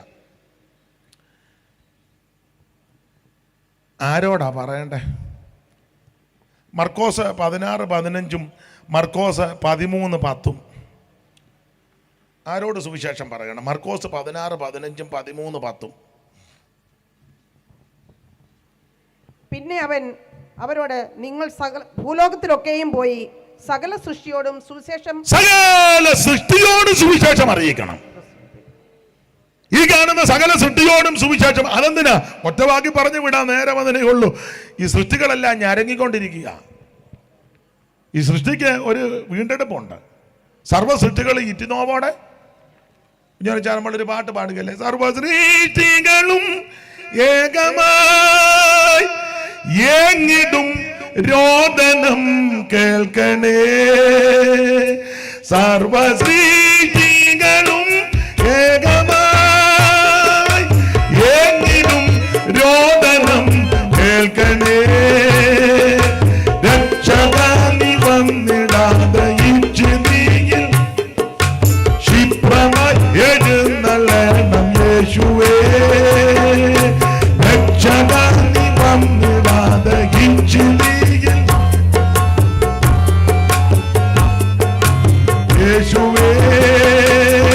നൽപ്രിയനേ ഈ തലയിൽ വന്നു നീ ശുദ്ധരേ. അപ്പൊ ശ്രദ്ധിക്കുക, ഈ സർവ്വസൃഷ്ടികളും ഇറ്റിനോവോടെ ഞരങ്ങിക്കൊണ്ടിരിക്കുക. അതുകൊണ്ട് സകല സൃഷ്ടികളോടും സുവിശേഷം അറിയിക്കണം. മാത്രമാണോ? 13:10. എന്നാൽ സുവിശേഷം മുൻപേ സകല ജാതികളോടും പ്രസംഗിക്കേണ്ടതാകും. സകല ജാതികളോടും ഇത് പറയണം. ഒരു ഏരിയയിലുള്ളവരോ ഒരു മതത്തിലോ ഒരു സംഘടനയിലോ ഒരു സമുദായത്തിലോ ഒരു ഏരിയയിലുള്ളവർ കേട്ടാ പോരാ, സകല ജാതികളും ഇത് കേൾക്കണം. അനുസരിക്കുന്നതോ അംഗീകരിക്കുന്നതൊക്കെ അവനവന്റെ വ്യക്തിപരമായ തീരുമാനം. പക്ഷെ ഇത് സകല ജാതികളും കേൾക്കണം. എല്ലാവരും കേൾക്കേണ്ട വാർത്തയാ സുവിശേഷം. വെളുത്തവനെന്നോ കറുത്തവനെന്നോ പണ്ഡിതനെന്നോ പാപനെന്നോ കുചേലനെന്നോ കുബേരനെന്നോ നിറമുള്ളവനെന്നോ നിറം കുറഞ്ഞവനെന്നോ നിലവാരമുള്ളവനോ നിലവാരമില്ലാത്തവനോ മിടുക്കനോ മിടുക്കോ അതൊന്നും വിഷയമല്ല. സകല ജാതികളും ഇത് കേൾക്കണം. വിശദീകരിക്കുന്നില്ല, നിർത്തുക. സമയം എന്തുവായി വാച്ചിഞ്ഞതല്ലേ? ഞാനങ്ങ് നിൽക്കും. 10:30 വരെ പോട്ടല്ലയോ? നോക്കട്ടെ. ഏതായാലും ഇന്ന് മെനക്കേടാ. അപ്പൊ ശ്രദ്ധിക്കുക, നേരത്തെ നിർത്താം. സുവിശേഷം സകല ജാതികളും കേൾക്കണം. ഇതെല്ലാവരും കേൾക്കേണ്ട വാർത്തയാ സുവിശേഷം. അധികം വിവരിക്കുന്നില്ല. ഒന്ന്, സുവിശേഷം എന്താ? യേശു ക്രിസ്തു. എന്തിനാ? സകല മനുഷ്യനും രക്ഷപ്പെടാൻ. ആരാ കേൾക്കണ്ട? സകല ജാതികളും ഇത് കേൾക്കണം. എങ്ങനെയാ പറയണ്ടേ? എങ്ങനെ പറയണം? വായിച്ചേ. തെസ്സലോനിക്കർക്ക് എഴുതിയ 1-ാം ലേഖനം 1:5 വായിക്കേ. ഞങ്ങളുടെ സുവിശേഷം നന്നായിട്ട് വായിക്കോ അമ്മേ. ഞങ്ങളുടെ സുവിശേഷം വചനമായി മാത്രമല്ല, വചനമായി കുറെ വാക്യം പറഞ്ഞുകൊണ്ടിരിക്കുകയല്ല, പിന്നെങ്ങനാ? ശക്തിയോടും പരിശുദ്ധാത്മാവോടും നിശ്ചയത്തോടും. ഇങ്ങനെ പറയണ്ട, ഇങ്ങനെ പറയണം. അല്ലാതെ എഴുന്നേറ്റ് യേശു ക്രിസ്തു പാപികളെ രക്ഷിക്കുന്നു. ഇന്ന് രാത്രിയിൽ ആട്ടെ, പ്രായമുള്ളവരും വയ്യാത്തവരുമുണ്ട്, അവരുടെ കാര്യമല്ല. ഒരു കുഴപ്പമില്ല. 15 പൊറോട്ട തിന്ന നീ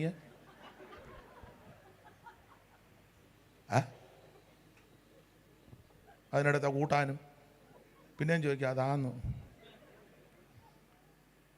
അപ്പൊ നീ നന്നായിട്ട് വേണ്ട. ശക്തിയോടും പരിശുദ്ധാത്മാവോടും ഇത് നിശ്ചയം ഉണ്ടായിരിക്കണം. നമുക്ക് തന്നെ നിശ്ചയം വേണ്ടായോ?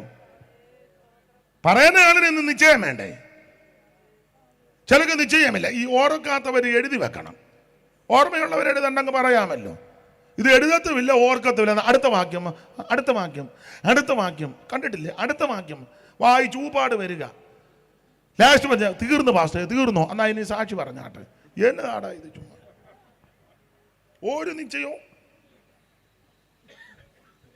പണ്ടൊരു ഉപദേശം പറഞ്ഞാ പറയുന്നത് 152 സങ്കീർത്തനം 2-ാം വാക്യം. ഒരു വട്ടം വന്നു, വട്ടം പറഞ്ഞാൽ 150 അല്ലേ ഉള്ള. വട്ടന് വരെ അറിയാം 150. അപ്പൊ പുള്ളി അതിലും മെനകേടാ. ഇത് നിശ്ചയമുണ്ടായിരിക്കണം. അപ്പൊ എങ്ങനെയാ സുവിശേഷം അറിയിക്കേണ്ടത്? ഞങ്ങളുടെ സുവിശേഷം വചനമായിട്ട് മാത്രമല്ല, ശക്തിയോടും പരിശുദ്ധാത്മാവോടും വേഗനിശ്ചയത്തോടും. ഇങ്ങനെ സുവിശേഷം അങ്ങനെ അങ്ങോട്ട് അറിയിക്കുമ്പോൾ നിങ്ങൾ അങ്ങനെയാ കേൾക്കേണ്ടത്. വള്ളം മുങ്ങിയത് പോലാണോ? 6-ാം വാക്യമായിര്. ബഹുകഷ്ടം സഹിക്കേണ്ടി വന്നിട്ടും നിങ്ങൾ പരിശുദ്ധാത്മാവിന്റെ സന്തോഷത്തോടെ വചനം കൈക്കൊള്ളേണ്ടത്. ഇത് കണക്റ്റഡ് ആ കേട്ടോ. ശക്തിയോടും പരിശുദ്ധാത്മാവോടും ബഹുനിശ്ചയത്തോടും ദൈവത്തിന്റെ അഭിഷിക്തന്മാർ ദൈവവചനം പറയുമ്പോൾ, സുവിശേഷം പറയുമ്പോൾ കയ്യും കെട്ടി വായും പൂട്ടി കാലും വെച്ച് തള്ളവരലും മറപ്പിച്ച് മൊബൈൽ തോണ്ടി മാന്തിയും വാട്സാപ്പിൽ ചാറ്റ് ചെയ്തതിന്റെ അയ്യോ, സഭായകം നടക്കുമ്പോഴും മൊബൈലിൽ കളിക്കുന്നവന്മാരുണ്ട്. സഭായകം നടക്കുമ്പോഴും അതിനകത്തിരുന്ന് ചാറ്റ് ചെയ്യുക. നിന്റെ അടിവയറ് ദൈവം കീറും. ഉപ്പാപ്പക്കളിയാണോ? എടാ, മഹത്വവാനായ സർവജ്ഞനായ ദൈവത്തെ ആരാധിക്കുമ്പോൾ ഒരു 2 മണിക്കൂർ അല്ലേ 3 മണിക്കൂർ കുന്തം അങ്ങോട്ട് മാറ്റി വെക്കടാ. ഞാൻ പാട്ടുകാരൻ ചിലരെ കണ്ടിട്ടുണ്ട്. നിങ്ങളുടെ കാര്യമല്ല, നിങ്ങൾ അങ്ങനെ ഉണ്ടെങ്കിൽ നിങ്ങളുടെ കാര്യമാ, എല്ലാവരുടെയും കാര്യമാ. ഉപദേശമാരും ഉണ്ട്. ഇതിനകത്ത് കയറിയാൽ ഒന്നും പാടില്ല. മഹത്വവാനായ ദൈവത്തിന്റെ സാന്നിധ്യമാണ് നമ്മുടെ നടുവിൽ. അയ്യോ, വലിയ വലിയ പാസ്റ്റർമാര് മൊബൈലിൽ കളിക്കുകയല്ലോ ശുശ്രൂഷ നടക്കുമ്പം. പിന്നെ പണ്ട് ആൾക്കാർ ഒരു തെറി പറയാവേ.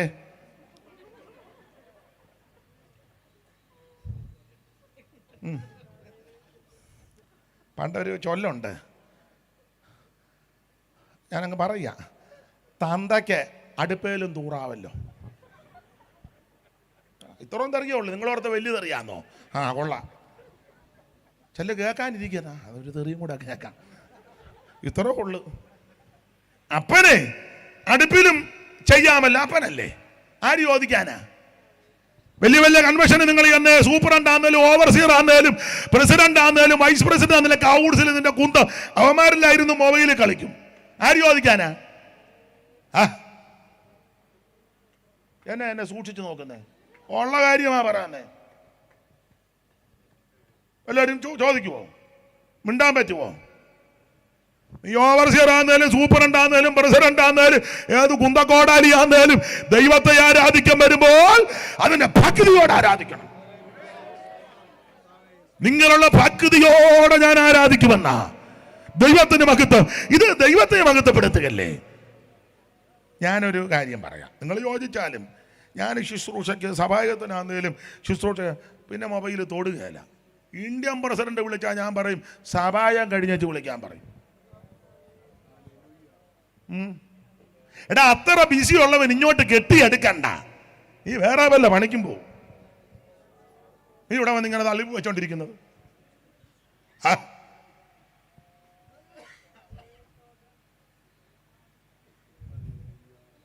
മിക്കവാറും 10:30 അല്ല 11 വരെ പോവും. ഇങ്ങനാന്ന്. മഹത്വാനായ ദൈവമാണ് നമ്മുടെ നടുവിൽ. മാനത്ത് മുൻകച്ചകെട്ടവനായി ചുട്ടുപടിപ്പിച്ച വെള്ളോടിന് സദൃശ്യമല്ല മാനമുള്ളവനായി 7 നക്ഷത്രം അലങ്കീരി പിടിച്ച് പൊന്നിലവരുടെ നടുവിൽ നിലയങ്ക ധരിച്ച് നടകൊള്ളുന്നവനാ നസറയനാകുന്ന യേശു. പൊൻവിളക്കേടുള്ളിൽ പൊൻകറ്റയും പൂണ്ട് വെള്ളത്തല മൂടി വെള്ളയം പഞ്ഞി പോൽ. പൊൻവിളക്കേടുള്ളിൽ പൊൻകറ്റയും പൂണ്ട് വെള്ളത്തല മൂടി വെള്ളയം പഞ്ഞി പോൽ. വെള്ളോട്ടുലാതെ കാച്ചി പഠിപ്പിച്ച് വെള്ളോട്ടുലാതെ കാച്ചി പഠിപ്പിച്ച് വെള്ളോട്ടുല അന്നിൽ കാച്ചി പഠിപ്പിച്ച് വെള്ളക്കുതിര പുറ തെറിപാടുന്ന പുരുഷനെ കണ്ടേ ഉത്തമ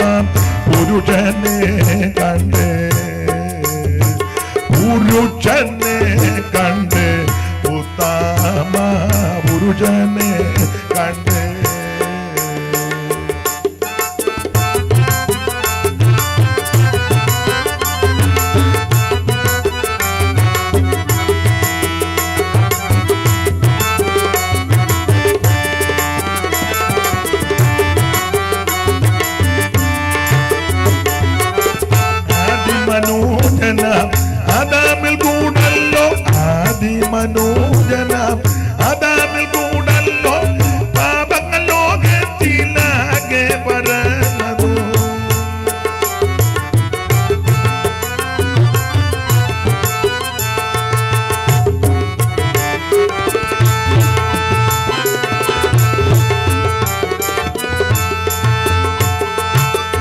ആദിമനോജനാം ആദാമിൽ കൂടല്ലോ പാപങ്ങൾ ലോകത്തിൽ ആകെ പരന്നതും ഏവർക്കും പാപപരിഹാരത്തിനായി സ്വർഗമഹിമകൾ വീട്ടികത്തിൽ വന്ന പുരുഷനെ കണ്ട് ഉത്തമ പുരുഷനെ കണ്ട് പുരുഷനെ കണ്ട് ഉത്തമ പുരുഷനെ കണ്ട്.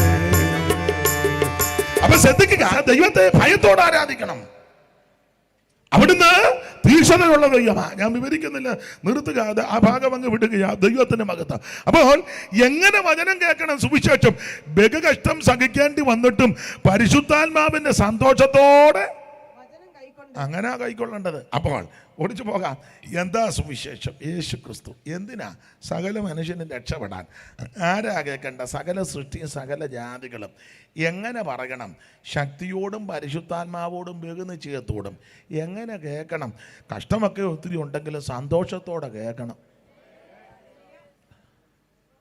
ഓടിച്ചു പോകാം. ഇനി അടുത്ത മെയിൻ പോയിന്റ് എന്തുവാ? സുവിശേഷത്തിൻ്റെ വിശേഷത. സുവിശേഷത്തിൻ്റെ വിശേഷത 4-5 കാര്യം പറയാം. മിക്കവാറും അത് പറയുമ്പോൾ സമയം പോവും. അല്ല, അതാണല്ലോ പറയേണ്ടത്. എന്താണ് സുവിശേഷത്തിൻ്റെ വിശേഷത? പ്രിയരെ, സുവിശേഷത്തിന് ഒത്തിരി വിശേഷതയുണ്ട്. ഒത്തിരി ഉണ്ട്. അല്ല, സുവിശേഷത്തിനേ ഉള്ളു വിശേഷത. വേറെ എന്നാ വിശേഷത? എന്താണ് സുവിശേഷത്തിൻ്റെ വിശേഷത? 1, ഇത് രക്ഷിക്കുന്ന മാർഗമാണ്. വായിച്ചേ, റോമർ 1:16. ചടികടാന്ന് വായിച്ചു തരണേ. റോമർ 1:16. സുവിശേഷത്തെ കുറിച്ച് എനിക്ക് ലജ്ജയില്ല.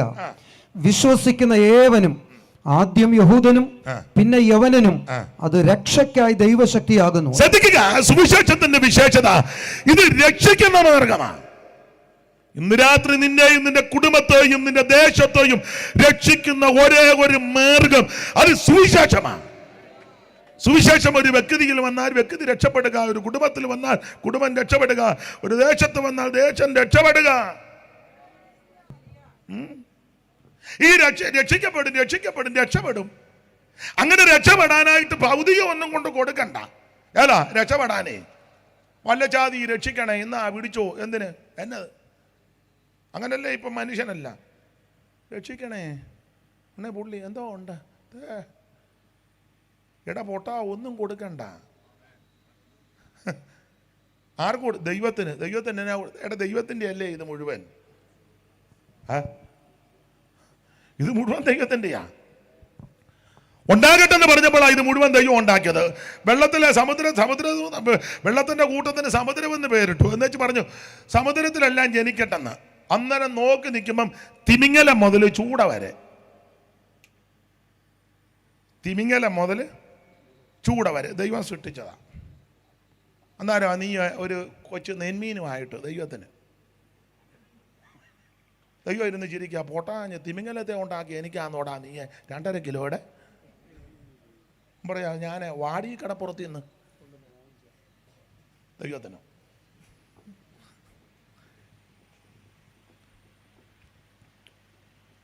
ഈ കാണുന്ന സകല ജരാചരങ്ങളെ നിർമ്മിച്ചവനാ ദൈവം. വൃക്ഷലതാദികളും പക്ഷി മൃഗാദികളും ഫലമൂലാദികളും ഉണ്ടാകട്ടെ എന്ന് പറഞ്ഞപ്പോ ഈ ഫലമൂലാദികള് കേരവും ജംബീരവും ഈന്തലും കരിമ്പുളി പേരയുന്നാകരംഗമാകന്തമ്മാതുളങ്കം ആമ്രങ്ങൾ ആമ്രാതകൻ ചെത്തിയും അത്തിവൃക്ഷം കമ്രമാതാത്രീതാലജാലുക്കളും. ഒരു ശ്രുതിയുടെ പുള്ളി ഇതിലങ്ങ് ലയിച്ചു പോയി പാവം. പിന്നെ എനിക്കറിയാം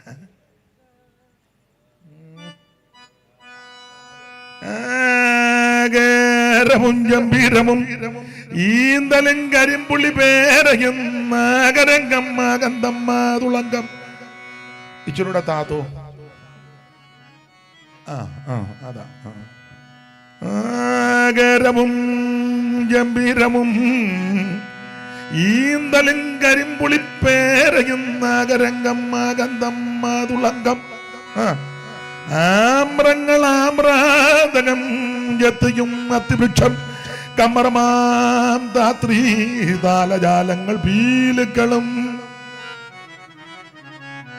ഗന്ധപുഷ്പങ്ങളെ ഗഞ്ചമ്പുകമ്പകളവും ഗന്ധമോക്ഷവും മോക്ഷദ്രുമവും സപ്തക്ഷതം വൻപാലും ഇനിപ്പാലും പോഷണത്താലും വാഴത്തമ്പുരാനിരിക്കുക ഏത്തനും ഗംഭീരമുള്ള പാരം ദ്രവിച്ചീടിലും ആൻപൊട് പച്ചത്തൊലി വേറുന്ന ചിങ്ങനാദി രമ്പകൾ പലതരം വൃക്ഷങ്ങൾ പൂക്കളുള്ള ശുംഭത്താം പൂക്കളുള്ള വൃക്ഷങ്ങൾ പലതരം രമ്യതയറ്റ കാട് തറയും പൊന്നാകുന്ന ശമ്യാകതരുക്കളും സന്ധ്യാമേഘങ്ങൾ പോലെ ആപ്പിളും പൈനാപ്പിളും ചെറിയും ഗൂസ്ബെറിയും. തെറിയൊന്നുമല്ല, ഗൂസ്ബെറിയാ. നിങ്ങൾ ഓർക്കുന്നത് തെറിയാണ്. തെറിയല്ല തങ്കച്ച, ഗൂസ്ബെറി, നെല്ലിക്ക. നിങ്ങൾ എനിക്ക് മുമ്പേ അയാൾ പറഞ്ഞതാ തെറി പറയുമെന്ന്.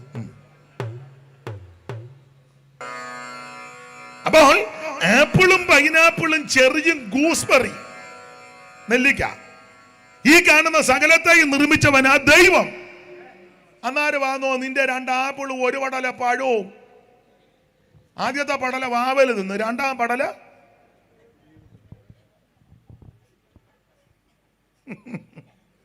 എന്നാ കണ്ണു പൊത്തിച്ചിരിക്കുന്നത്? ഉള്ള കാര്യമാണ്, ഉള്ളതായി പറയുന്നേ. ദൈവത്തിന് ഇതൊന്നും ആവശ്യമില്ല. നിന്റെ ആടും വേണ്ട മാടും വേണ്ട. ആടിനെ കൊണ്ട് എന്തോ അമ്മാമ ആട് ആർക്കാ? ദൈവത്തിന്. ആടാന്ന് ഇങ്ങനെ നിൽക്കുക. ഇല്ല, ഇതൊക്കെ ഞാൻ കണ്ട്, എനിക്ക് ബോധമുണ്ടെന്ന്. പിന്നെ പുള്ളി ഓർക്കുന്ന കിളക്കം കയറി ഇതെല്ലാം തട്ടിമറിച്ചിട്ട് പോന്നു. ഒന്നും ഞാൻ ചെയ്യത്തില്ല.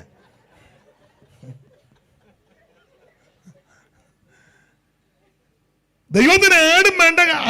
ആട് നല്ല ആടാന്നോ? ചൊരത്താത്ത ഒരാട്. ഞാനാ പോലും ഒരു തുള്ളി പാലില്ല ദൈവത്തിന്. ദൈവത്തിന് ദൈവം ഇത് വല്ലതും ചോദിച്ചോ? വായിച്ചേ 50-ാം സങ്കീർത്തനം 9-ാം വാക്യം. 50-9.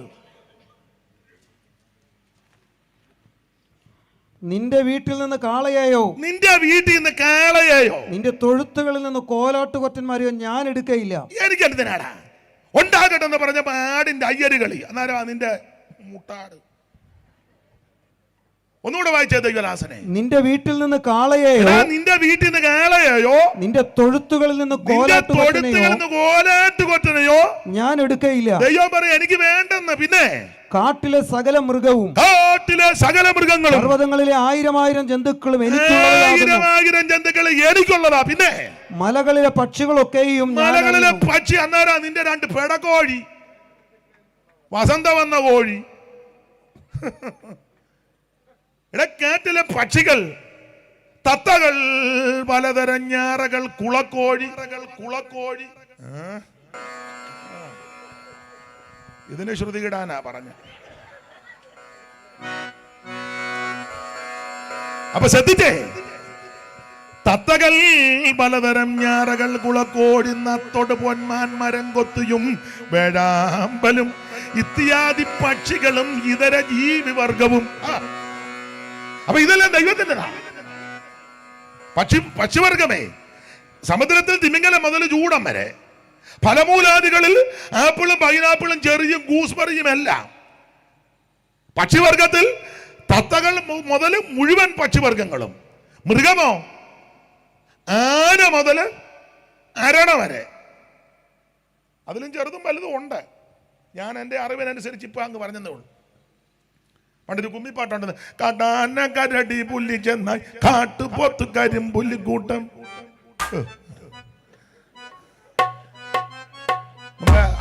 ഇത് ചാടി പിടിക്കാൻ നല്ല വിരുദായിരുന്നല്ലോ.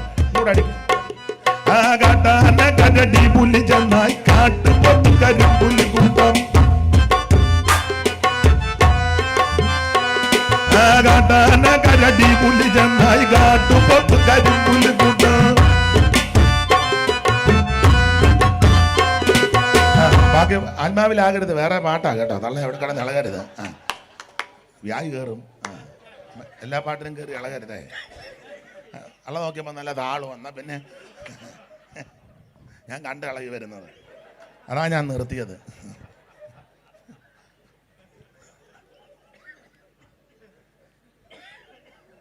അപ്പൊ ശ്രദ്ധിക്കുക, ഈ കാണുന്ന സകല ചരാചരങ്ങളെ അണ്ടകടാകത്തെയും ബ്രഹ്മാണ്ട കോടിനാണ്ടത്തെയും ഹരിനാമകീർത്തനത്തിൽ പണ്ട് അടുത്തച്ഛൻ ഇങ്ങനെ ചൊല്ലി, നക്ഷത്ര പങ്കുതികളും ഇന്ദുപ്രകാശവും ഒളിക്കും ദിവാകരൻ ഉദിച്ചങ്ങുയർന്നളവിൽ. ഈ കാണുന്ന നക്ഷത്രജാലങ്ങൾ, കോടിക്കണക്കിന് നക്ഷത്രങ്ങൾ. അപ്പൊ ഇതിനെ മുഴുവനെ നിർമ്മിച്ചവൻ, സൃഷ്ടിച്ചവൻ ദൈവമാ. ദൈവത്തിന് നിന്റെ ആട് വേണോ, കോഴി വേണോ, മാട് വേണോ, കാള വേണോ, കാട് വേണോ, താറാവ് വേണോ, നിന്റെ മൃഗജാതി വേണോ, ഫലമൂലാതി വേണോ, നിന്റെ ഏത്തക്കൊല വേണ്ട, പൂവങ്കൊല വേണ്ട, കോഴി വേണ്ട, താറാവ് വേണ്ട, അരി വേണ്ട, തുണി വേണ്ട, മണി വേണ്ട, കിണി വേണ്ട, ഒന്നും വേണ്ട. പിന്നെന്താ ദൈവത്തിന് ആവശ്യം? ദൈവത്തിന് നിന്നെ ആവശ്യം. ഇന്ന് രാത്രി ഇരിക്കുന്ന കിടത്ത്, കേൾക്കുന്ന കിടത്തിരുന്ന് പറ, എന്റെ ദൈവമേ, എന്റെ കയ്യിൽ ഒന്നുമില്ല തരാൻ, പക്ഷേ ഇന്ന് രാത്രി എന്നെ നിന്റെ കരങ്ങളിലേക്ക് തരുന്നു. 5 പൈസ കൊടുക്കണ്ട, അര കാശ് കൊടുക്കണ്ട, അര മൈൽ നടക്കണ്ട, ഭൗതിക വസ്തുക്കളൊന്നും കൊടുക്കണ്ട. ഇരിക്കുന്ന കിടത്തിരുന്ന്, കേൾക്കുന്ന കിടത്തിരുന്ന് ഒറ്റ വാക്ക് പ്രാർത്ഥിക്കും, എന്റെ യേശുവേ എന്നെ രക്ഷിക്കണം. ഇന്ന് രാത്രി യേശു നിന്നെ രക്ഷിക്കും. മുന്നോട്ട് പോകാം, പെട്ടെന്ന് നിർത്താം. 7 പോയിന്റ് പറയാനാ ഉദ്ദേശിക്കുന്നത്, 1 ആയുള്ളൂ. എന്താ സുവിശേഷത്തിന്റെ വിശേഷത? 1, ഇത് രക്ഷിക്കുന്ന മാർഗമാണ്. ഇനിയിപ്പം നിങ്ങൾ ചിന്തിക്കും, ബൈബിൾ ഇരിക്കുന്ന ബൈബിൾ പിടിച്ചു, ഇല്ല പറയാതെ ഇരിക്കുന്ന ആ പുള്ളിക്ക് ഇളക്കം, വാച്ചും പിടിച്ചു. സുവിശേഷത്തിന്റെ വിശേഷത, ഒത്തിരി വിശേഷത കൊണ്ട്. 1, ഇത് രക്ഷിക്കുന്ന മാർഗമാണ്. ഒരു ഭൗതിക സാധനവും കൊടുക്കണ്ട. മീഖ 6:6 വായിച്ചേ. വല്ലതും കൊടുക്കണോ? വേണ്ട, വായിച്ചേ. മീഖ 6:6 പെട്ടെന്ന്. എന്തോന്നുകൊണ്ട് ഞാൻ യഹോവയുടെ സന്നിധിയിൽ ചെന്ന് അത്യുന്നത ദൈവത്തിന്റെ മുൻപാകെ കുമ്പിടേണ്ടു. അടുത്തത്, ഞാൻ ഹോമയാഗങ്ങളോടും 1 വയസ്സ് പ്രായമുള്ള കാളക്കിടാക്കളോടും കൂടെ അവന്റെ സന്നിധിയിൽ ചെല്ലണമോ?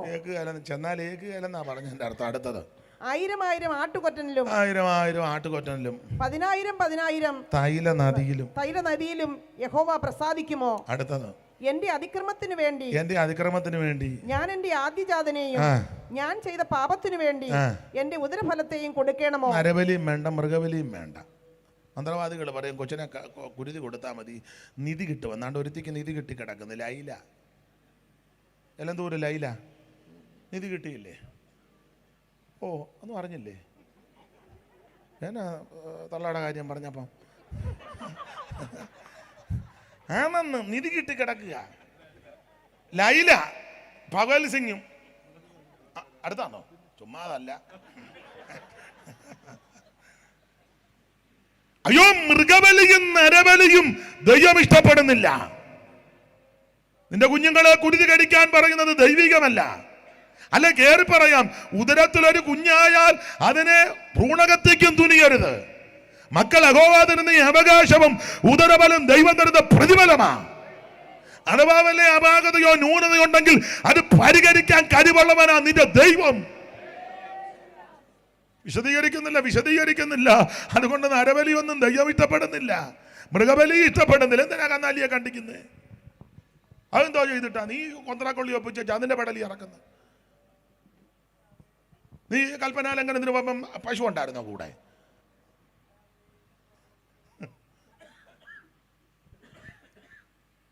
അടുത്ത വാക്യം വായിച്ച, മനുഷ്യ നല്ലത് എന്തെന്ന് അവൻ നിനക്ക് അയ്യോ കേൾക്കണേ, നല്ലത് എന്തെന്ന് ദൈവം തമ്പുരാൻ നിനക്ക് കാണിച്ചു തന്നിരിക്കുന്നത്. എന്തുവാ? 1, ന്യായം പ്രവർത്തിക്കണം. 2, ദയാതൽപരനായിട്ടിരിക്കണം. 3, നിന്റെ ദൈവത്തിന്റെ സന്നിധിയിൽ താഴ്മയോട് നടപ്പാനുമല്ല. ഇതാ ദൈവം ഉദ്ദേശിക്കുന്ന. അല്ലാതെ നിന്റെ ആ കാശും പുത്തനും ഒന്നും വേണ്ടെന്നേ. ദൈവത്തിന് ആവശ്യം ഇതാ. 5 സെന്റ് സ്ഥലം സഭയ്ക്ക് കൊടുത്ത ചീലാന്തിയാ കയറി ഇരിക്കുക. 5 സെന്റ് എന്ന് ചവിട്ടിരുന്നിട്ട് പിന്നെ 5 സെന്റ് കൊടുക്കുന്നതിനാണ് ഇപ്പൊ സഭ നിയന്ത്രിക്കുന്നത്. പാസ്റ്റർ തുടങ്ങിയാട്ടെ, തുടങ്ങാം പാസ്റ്റർ, നിർത്തിയാട്ടെ, ആശീർവാദത്തോടെ പോകാം. 5 സെന്റ് കൊടുത്തവൻ പറയാൻ പോലെ ഇപ്പം നടക്കുന്നത്. എടാ, കാട്ടിൽ ആന പ്രസവിക്കുന്ന ഒരു കുഞ്ഞുങ്ങൾ അറിയുന്നില്ല. അതേസമയം ഒരു കോഴി മുട്ട ഇട്ട് ചോക്കി, അയ്യോ എന്തോ ബഹളമാ. ചക്കര ഉള്ള കാലത്ത് ആനയുടെ വില നടക്ക് 4000, മുടിക്ക് 3000. പണ്ടത്തെ കണക്ക്. ചക്രം കണക്കില്ല, ചക്രം കാല്, അരക്കാല്, മുക്കാല്, മാഹാണി, മുണ്ടാണി, പഴയ കണക്കാണ്. അപ്പൊ അന്നത്തെ കാലത്ത് നടക്ക് 4000, മുടിക്ക് 3000.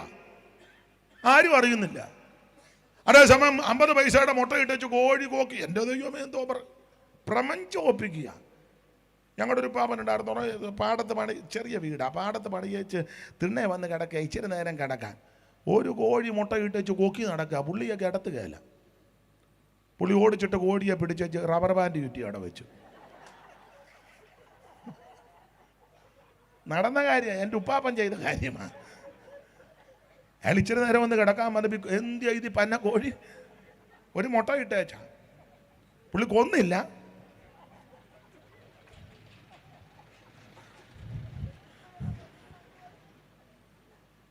ഭൗതികമായിട്ടൊന്നും ദൈവത്തിന് കൊടുക്കണ്ട, ദൈവത്തിന് നിന്നെ ആവശ്യം. ഇന്ന് രാത്രി ദൈവകരങ്ങളിൽ നീ സമർപ്പിക്ക്, യേശു നിന്നെ രക്ഷിക്കും. സുവിശേഷത്തിന്റെ 1-ാമത്തെ വിശേഷത ഇത് രക്ഷിക്കുന്ന മാർഗം. ഓടിച്ചോടിച്ച് വായിച്ചു. സുവിശേഷത്തിന്റെ 2-ാമത്തെ വിശേഷത ഇത് സമാധാനം തരുന്ന മാർഗം. എഫേസ്യ ലേഖനം 6-ാം അധ്യായത്തിന്റെ 14-15 സുവിശേഷത്തിന്റെ 2-ാമത്തെ വിശേഷത സമാധാനം തരുന്ന മാർഗം. വായിരേ 6:14-15. നിങ്ങളുടെ ആരയ്ക്ക് സത്യം കെട്ടിയും. അല്ല, ദൈവദാസനെ അമ്മാമ്മയ്ക്ക് ഒരു അവസരം കൊടുക്ക. ദൈവദാസനെ ഞാൻ വേറെ വാക്യം തരാം. ഓമനമ്മ വായിര്. നിങ്ങളുടെ ആരയ്ക്ക് സത്യം കെട്ടിയും, നിങ്ങളുടെ ആരയ്ക്ക് സത്യം കെട്ടിയും നീതി എന്ന കവചം ധരിച്ചും സമാധാന സുവിശേഷത്തിനായുള്ള ഒരുക്കം കാലിന് ചെരുപ്പാക്കി. ഇന്ന് രാത്രി എന്നെ കേൾക്കുന്ന പ്രിയരെ, സുവിശേഷത്തിന്റെ 2-ാമത്തെ വിശേഷത ഇത് സമാധാനം തരും. മദ്യം തരത്തില്ല, ലഹരി പദാർത്ഥം തരത്തില്ല, ആത്മഹത്യ പരിഹാരമല്ല, നാടുവിടുന്ന പരിഹാരമല്ല, അന്യോന്യം പകയ്ക്കുന്നതൊന്നും പരിഹാരമല്ല. പരിഹാരം ഇന്ന് രാത്രി സുവിശേഷത്തിലുണ്ട്. സമാധാനമില്ലാത്ത ആരെങ്കിലും ഇന്ന് രാത്രി എന്നെ കേൾക്കുന്നെങ്കിൽ, എന്റെ സുഹൃത്തെ, സ്നേഹിത, ഇന്ന് രാത്രി സമാധാനത്തിന്റെ മാർഗമാണ് സുവിശേഷം. ഈ മൈക്ക് അങ്ങോട്ട് കൊടുത്താൽ ഇവിടിക്കുന്ന സഹോദരന്മാരും സഹോദരിമാര് പറയും, എൻ്റെ പാസ്റ്ററെ ഒരു സമാധാനമില്ലായിരുന്നു. പക്ഷേ യേശു ഞങ്ങളുടെ ഉള്ളത്തിൽ വന്ന് സമാധാനമാ. ഞങ്ങളുടെ കുടുംബത്തിൽ എന്നും ആലോക്യവും അടിപിടിയായിരുന്നു. പക്ഷേ സുവിശേഷം എത്തി ഞങ്ങളുടെ ഭവനത്തിൽ സമാധാനമാ. സുവിശേഷം വ്യക്തിയിൽ വന്നാൽ അവന് സമാധാനം, കുടുംബത്തിൽ വന്നാൽ കുടുംബത്തിന് സമാധാനം, ദേശത്ത് വന്നാൽ ദേശത്തിന് സമാധാനം. ആരോടൊക്കെയാ? ദൈവത്തോട് സമാധാനം, തമ്മിൽ സമാധാനം. ഒന്നും വ്യാഖ്യാനിക്കാൻ നേരമില്ല. സുവിശേഷത്തിന്റെ 2-ാമത്തെ വിശേഷത സമാധാനം തരും. 3 വ്യാഖ്യാനിക്കുന്നില്ല, പറഞ്ഞങ്ങ് വിടുക. സുവിശേഷത്തിന്റെ 3-ാമത്തെ വിശേഷത തിമോഥയോസിന്റെ 2-ാം ലേഖനം 1-ാം അധ്യായം 10-ാം വാക്യം. വായിരേ, സുവിശേഷത്തിന്റെ 3-ാമത്തെ വിശേഷത. ഇപ്പോൾ മരണം നീക്കുകയും സുവിശേഷം കൊണ്ട് ജീവനും അക്ഷയതയും വെളിപ്പെടുത്തുകയും. സുവിശേഷത്തിന്റെ 3-ാമത്തെ വിശേഷത മരണത്തെ നീക്കി എന്ന് പറഞ്ഞാൽ മരണത്തിൽ നിന്ന് നിന്നെ വിടുവിച്ച് ജീവനിലെത്തിക്കുന്നതാണ് സുവിശേഷം. ഈ മരണമെന്ന് അവിടെ ഉദ്ദേശിക്കുന്നത് സ്വാഭാവിക മരണം, ശാരീരിക മരണമല്ല. ഈ ശാരീരിക മരണത്തിനൊരു പേരുണ്ട്, അതിനൊരു പേരുണ്ട്. ഒത്തിരി പേരുകളുണ്ട്. പല മരണമുള്ളതിൽ ശരീരത്തിൽ നിന്ന് ആത്മാവ് പോകുമ്പോൾ ഒരു മരണമാണ്. അപ്പോൾ ആത്മാവ് ദൈവത്തിൻ്റെ അടുക്കലേക്കാണ് പോകുന്നത്. ആ മരണത്തിന് കൊടുത്തിരിക്കുന്ന ഒരു പദം ഒടുക്കത്തെ ശത്രു എന്നാണ്. ഒടുക്കത്തെ ശത്രു എന്ന് പറഞ്ഞാൽ എല്ലാ ശത്രുക്കളും പോയി കഴിഞ്ഞ് ഒടുക്കം വന്ന ശത്രു എന്നല്ല. ശത്രുക്കളെല്ലാം പോയി ഒടുക്കമായി കക്ഷി കയറി വന്ന അല്ലല്ല. എല്ലാ ശത്രുക്കൾ പോയാലും പോകാത്ത ശത്രു, അതാ മരണം. നിന്നെയും കൊണ്ടേ പോകൂ. അതാണ് ഒടുക്കത്തെ ശത്രു. അത് സ്വാഭാവിക മരണമാണ്, ശരീരത്തിൽ നിന്ന് ആത്മാവ് പോകുന്നത്. എന്നാൽ ഇവിടെ ഉദ്ദേശിക്കുന്നത് നിത്യമരണമാണ്. ആ മരണത്തിന് പല പേരുകളുണ്ട്. അതിന് വേദപുസ്തകത്തിൽ ഒരു പേര് 2-ാം മരണം എന്നാ. 2-ാം മരണം. ആ 2-ാം മരണത്തിന്റെ കുഴപ്പടി എന്നാ? ഗന്ധക കത്തുന്ന തീ പോയുകയാ. വല്ലപ്പോഴും കത്തുകല്ല, രാപകൽ കത്തിക്കൊണ്ടിരിക്കുക. ചാകാത്ത പുഴുവും കെടാത്ത തെയ്യും പുറപ്പ് കൃമിയും അവൻ പുഴുക്കളായിട്ട് അവൻ മെത്തയൊക്കെയാ അവിടോട്ടായി പോകുന്ന 2-ാം മരണം. ആരാ അങ്ങോട്ട് പോകുന്നത്? ഇങ്ങനെ വാക്യം, ജീവപുസ്തകത്തിൽ പേരെഴുതി കാണാത്ത ഏതവനെയും തീപ്പൊയ്കയിൽ തള്ളിക്കിടും. എന്നാൽ ജീവന്റെ പുസ്തകത്തിൽ പേരെഴുതുന്ന ഒരുവനും ആ പൊയ്യക്കകത്ത് പോകത്തില്ല. അതിനൊറ്റ മാർഗമാണ് സുവിശേഷം. നിത്യമരണത്തിൽ നിന്ന് നിന്നെ രക്ഷിക്കുന്ന മാർഗമാണ് സുവിശേഷം. സുവിശേഷത്തിന്റെ മൂന്നാമത്തെ വിശേഷത തീപ്പൊയ്കയിൽ നിന്ന് രക്ഷിക്കും, അങ്ങോട്ട് പോകാൻ അനുവദിക്കത്തില്ല. സുവിശേഷത്തിന്റെ നാലാമത്തെ വിശേഷത ഇത് മാനുഷികമല്ല. വായിച്ചേ, ഗലാത്യ ലേഖനം 1:11. ഇത് മാനുഷികമല്ല, മനുഷ്യരാരും ഒപ്പിച്ചതല്ലെന്ന്. വായിരേ, ഗലാത്യർ 1:11.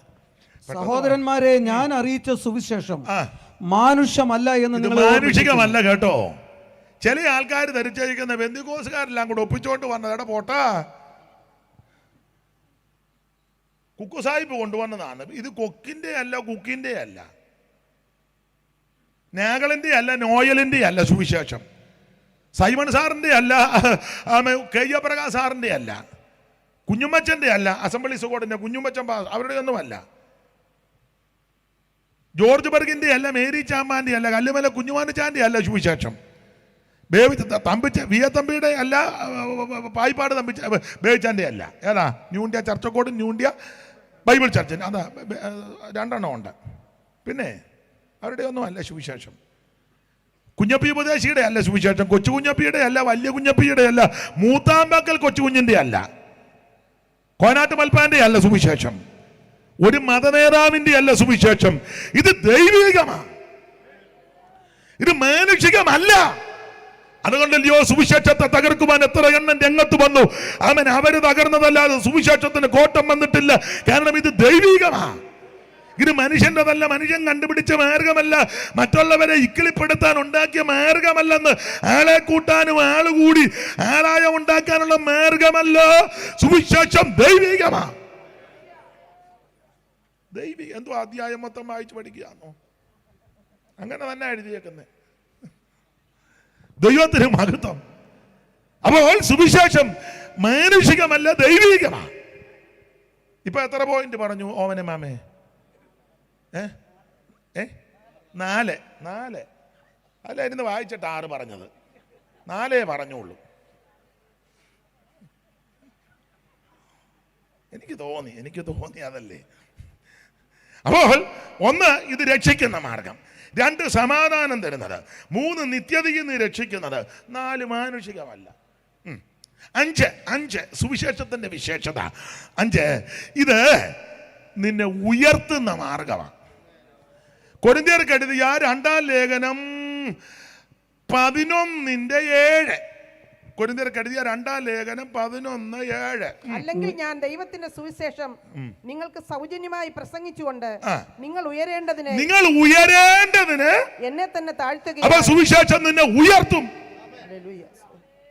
അജി ഐസക്കിനോട് ചോദിച്ചാൽ, എന്നോട് ചോദിച്ചാൽ, ഇവിടെ ഇരിക്കുന്ന പലരോട് ചോദിച്ചാൽ എല്ലാവരും ഏക സ്വരത്തിൽ പറയും, ഈ സുവിശേഷമായി എന്നെ ഉയർത്തിയത്, ഈ സുവിശേഷമായി എന്നെ മാനിച്ചത്, ഈ സുവിശേഷമാ എനിക്ക് നന്മ തന്നത്. ഇന്ന് രാത്രി എന്തേലും ഭൗമികമായിട്ടോ ആത്മീകമായിട്ടോ എന്തേലും ഒരു ഉയർച്ചയോ നന്മയോ കൈവരിച്ചിട്ടുണ്ടെങ്കിൽ അത് സുവിശേഷം കൊണ്ടാ. എല്ലാ നിലയിലും ഉയർത്തുന്നില്ലേ? ഇങ്ങനെ യോഗ്യമായിട്ട് വസ്ത്രം ധരിക്കുന്ന സുവിശേഷം വന്നത് കൊണ്ടല്ലേ? 2 ഇംഗ്ലീഷ് കൂട്ടി വായിക്കാൻ പഠിച്ചതും പറഞ്ഞതൊക്കെ സുവിശേഷം വന്നത് കൊണ്ടല്ലേ? നമ്മുടെ അമ്മമാരിന്ന് ഗ്ലോറി ഉണ്ടോ? സുവിശേഷം വന്നത് കൊണ്ടാ അല്ലേ? എന്നെ നല്ല നീ അവിടെ എങ്ങാനും പോയി ഗ്ലോറി എന്ന് വല്ലതും പറയാൻ പറ്റുമോ? മുന്നിൽ ഇരുന്ന നല്ല ഗ്ലോറി എന്ന് പറയുമ്പോൾ പുറകെ ഇരുന്ന മേരി ജീസസ്, അപ്പൊ അപ്പുറം ഇരുന്ന ചിന്ന ഗ്ലോറി ടു ഗോഡ്. ഇതൊന്നും എഴുതാൻ അറിയാൻ വല്ലതും വെച്ച് അനത്തുക. അന്നേരം പുറകെ ഇരുന്ന അത് അംഗസഹോദരി വിക്ടറി ഉണ്ടോ? എത്ര അക്ഷരം ഉണ്ടെന്ന് പോലും എനിക്കും തങ്ങയ്ക്കും അറിയാൻ മേല, എന്നാലും വെച്ച് കീച്ചുക അല്ലേ? വല്ലോ ഇംഗ്ലീഷ് വല്ലോ പറയുമോ? 2 അക്ഷരം കൂട്ടി വായിക്കാനും മാന്യമായി വസ്ത്രം ധരിക്കാനും അന്തസ്സായി ജീവിക്കാൻ പഠിച്ചതും സമൂഹത്തിൽ മാന്യമായിട്ട് ഇടപെടാൻ പഠിപ്പിച്ചത് സുവിശേഷമാണ്. നിന്നെ ഉയർത്തുന്നത് സുവിശേഷമാണെന്ന്. എന്തിനാ ദൂരോട്ട് പോകുന്നത്? വേണ്ട നിൽക്കുന്നേ. എൻ്റെ അപ്പന് കള്ളുഷാപ്പിലെ ജോലിയായിരുന്നു, കള്ളുഷാപ്പിലെ ജോലിയാ. തൊഴിലാളി യൂണിയനിൽ പെട്ടയാളാ, ചെറുതൊഴിലാളി യൂണിയനിൽ പെട്ടയാളാ, കള്ളുഷാപ്പിലെ ജോലിയാ. പാത്രം കടിക്ക് സമയമായോ? മൈക്കുകാരൻ നോക്കുന്നല്ലോ. നിർത്തുക. അവർ ഇച്ചിരി പൈസയും കൂടെ തരും, സമാധാനപ്പെട. പുള്ളിക്ക് ടൈം പറഞ്ഞല്ലയോ, അപ്പോൾ ഇച്ചിരി കൂടെ തരും. അജായിസ് പാസ് ഇച്ചിരി കൂടെ കൊടുത്തേക്കണേ. അപ്പോൾ ശ്രദ്ധിച്ചേ, കള്ളുഷാപ്പിലെ ജോലിയാ എൻ്റെ അപ്പനെ. കഷ്ടപ്പെട്ടാ ഞങ്ങളെ വളർത്തി. എല്ലാ അപ്പന്മാരും അങ്ങനെ കഷ്ടപ്പെട്ടാ വളർത്തി. ഞാൻ എൻ്റെ സാക്ഷ്യം പറഞ്ഞതേ ഉള്ളൂ. വളരെ കഷ്ടപ്പെട്ട എൻ്റെ അമ്മയാന്നേ പാടത്ത് പണിയെടുത്ത് കൊയ്യാനും മെതിക്കാൻ ഞാനും പോയിട്ടുണ്ട്. അതൊക്കെ എനിക്കും അറിയാം അല്പാൽപമായിട്ട്. എല്ലാം അങ്ങനെയുള്ള കാര്യങ്ങളൊക്കെ കുട്ടനാട്ടിലല്ലയോ, ചെയ്തേ ഒക്കൂ. ഒരുമാതിരിപ്പെട്ട ജോലിയെല്ലാം അറിയാം. അതുകൊണ്ട് ഈ പെണ്ണുങ്ങൾ ജോലിയാന്ന് പറഞ്ഞാൽ ഞാൻ അംഗീകരിക്കുകയല്ല. എല്ലാം ഏറെക്കുറെ മിക്ക ജോലി ഞാൻ ചെയ്യുന്നയാളാ, ചെയ്തിട്ടുകൊണ്ട് അറിയാം. അപ്പം വളരെ കഷ്ടപ്പെട്ടാണ് എൻ്റെ അപ്പനും അമ്മയും വളർത്തിയത്. വളരെ ദാരിദ്ര്യ ദുഃഖമൊക്കെ അനുഭവിച്ചിട്ടുണ്ട്. ചിലപ്പോൾ 4 മണി വിട്ട് വന്നു കഴിഞ്ഞാൽ ഭക്ഷണം കാണുകയില്ല. ചിലപ്പം വസ്ത്രത്തിനും ഭക്ഷണത്തിനുമൊക്കെ ബുദ്ധിമുട്ടിയിട്ടുണ്ട്. വളരെ കഷ്ടപ്പെട്ടാണ് വളർത്തിയത്. എന്നാൽ കുടുംബശ്രേഷ്ഠതയൊന്നുമില്ല, ജാതിയിലും വലിയ ലോകപരമായിട്ട് മഹത്വമൊന്നുമില്ല, വിദ്യാഭ്യാസവുമില്ല, ശബ്ദവും അത്ര നല്ലതല്ല, എല്ലാം കൊണ്ടും അപാകതയാണ്. പക്ഷേ എനിക്ക് എന്തേലും ഒരു മാന്യത കിട്ടിയിട്ടുണ്ട് സുവിശേഷം വന്നതുകൊണ്ട്. ഇപ്പൊ തേണ്ടേ നിങ്ങളെല്ലാവരും ഇവിടെ ഈ തേപ്പുപാറയിലും പ്രാന്തപ്രദേശമുള്ള ഉന്നതന്മാരായി ഇവിടെ ഇരിക്കുന്നവരൊക്കെ ആണ്ട് ജോയിച്ചനൊക്കെ ഇരിക്കുന്നു മണ്ണിലെ. തേണ്ട അച്ഛാനി നമ്മുടെ വീട്ടിൽ എന്തോ കുഴിമുറി ഇരിക്കുന്നു കണ്ടോ, എന്തോ യോഗ്യനാ.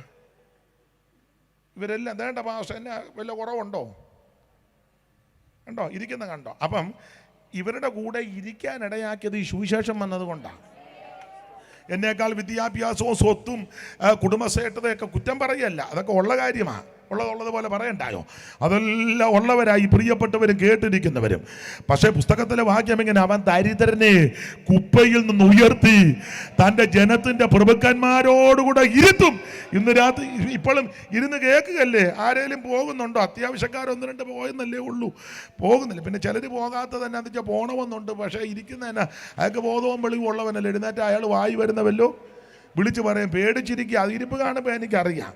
പിന്നെ ചിലരുടെ എന്നാലും ഇരിക്കുന്നല്ലോ വലിയ കാര്യം. എന്നാ ഇങ്ങനെ ഇരിക്കുന്നത്? എളിയവനെ കുപ്പയൊന്ന് ഉയർത്തി ജനത്തിന്റെ കൂടെ. ഒരു പഴയ പാട്ടുണ്ട്, എനിക്കൊന്ന് TKS-ന്റെ പാട്ടാന്ന് തോന്നുന്നു. കുപ്പയിൽ നിന്നും ഉയർത്തി നീ ശ്രേഷ്ഠരാനരർ, കുപ്പയിൽ നിന്നും ഉയർത്തി നീ ശ്രേഷ്ഠരാനരർ, ഒപ്പമിരുത്തിയതെന്നയം അത്ഭുതം പരാ, നരർക്കൊപ്പമിരുത്തിയതെന്നയം അത്ഭുതം പരാ. മനുവേല വന്ദനം മഞ്ഞിലേനായി മനുജാതിക്കായി വന്ന ഉന്നതാധിപ, മനുവേല വന്ദനം.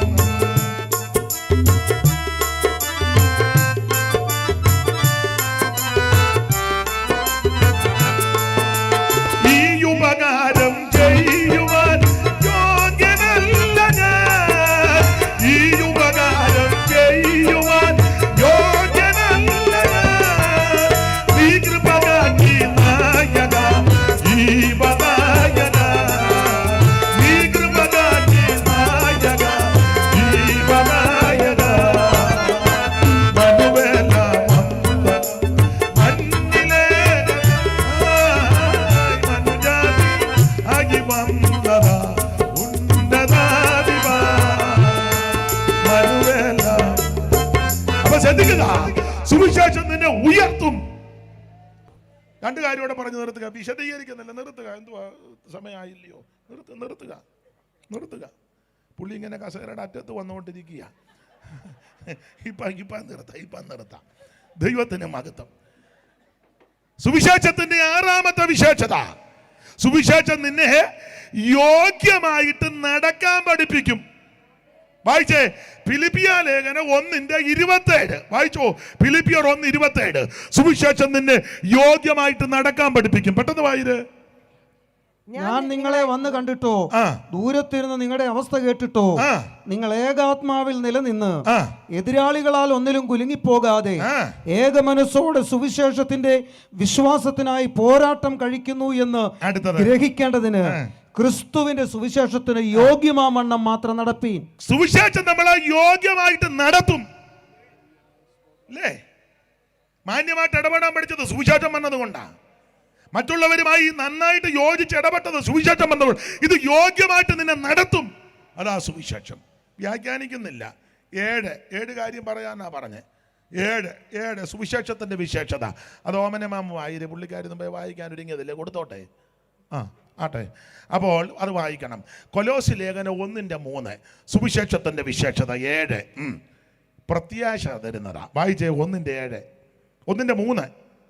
സുവിശേഷത്തിന്റെ സത്യവചനത്തിൽ നിങ്ങൾ മുമ്പ് കേട്ടതായി സ്വർഗത്തിൽ നിങ്ങൾക്ക് സംഗ്രഹിച്ചിരിക്കുന്ന പ്രത്യാശ നിമിത്തം മതി. അപ്പോൾ സുവിശേഷത്തിന്റെ 7ാമത്തെ വിശേഷത ഇത് പ്രത്യാശ തരും. ഇതൊക്കെ നിന്ന് പറയണമെങ്കിൽ മണിക്കൂറുകളെടുത്ത് വേറെ പാട്ടുമൊക്കെ ചേർത്ത് ഉപദാഹരണമൊക്കെ പറഞ്ഞ് പറയുന്നാലും നിങ്ങൾ ഇത്രയോ നേരം ഇരുന്ന് തന്നതിന് നന്ദി. സുവിശേഷത്തിന്റെ 7ാമത്തെ വിശേഷത ഇത് പ്രത്യാശയുടെ മാർഗമാണ്.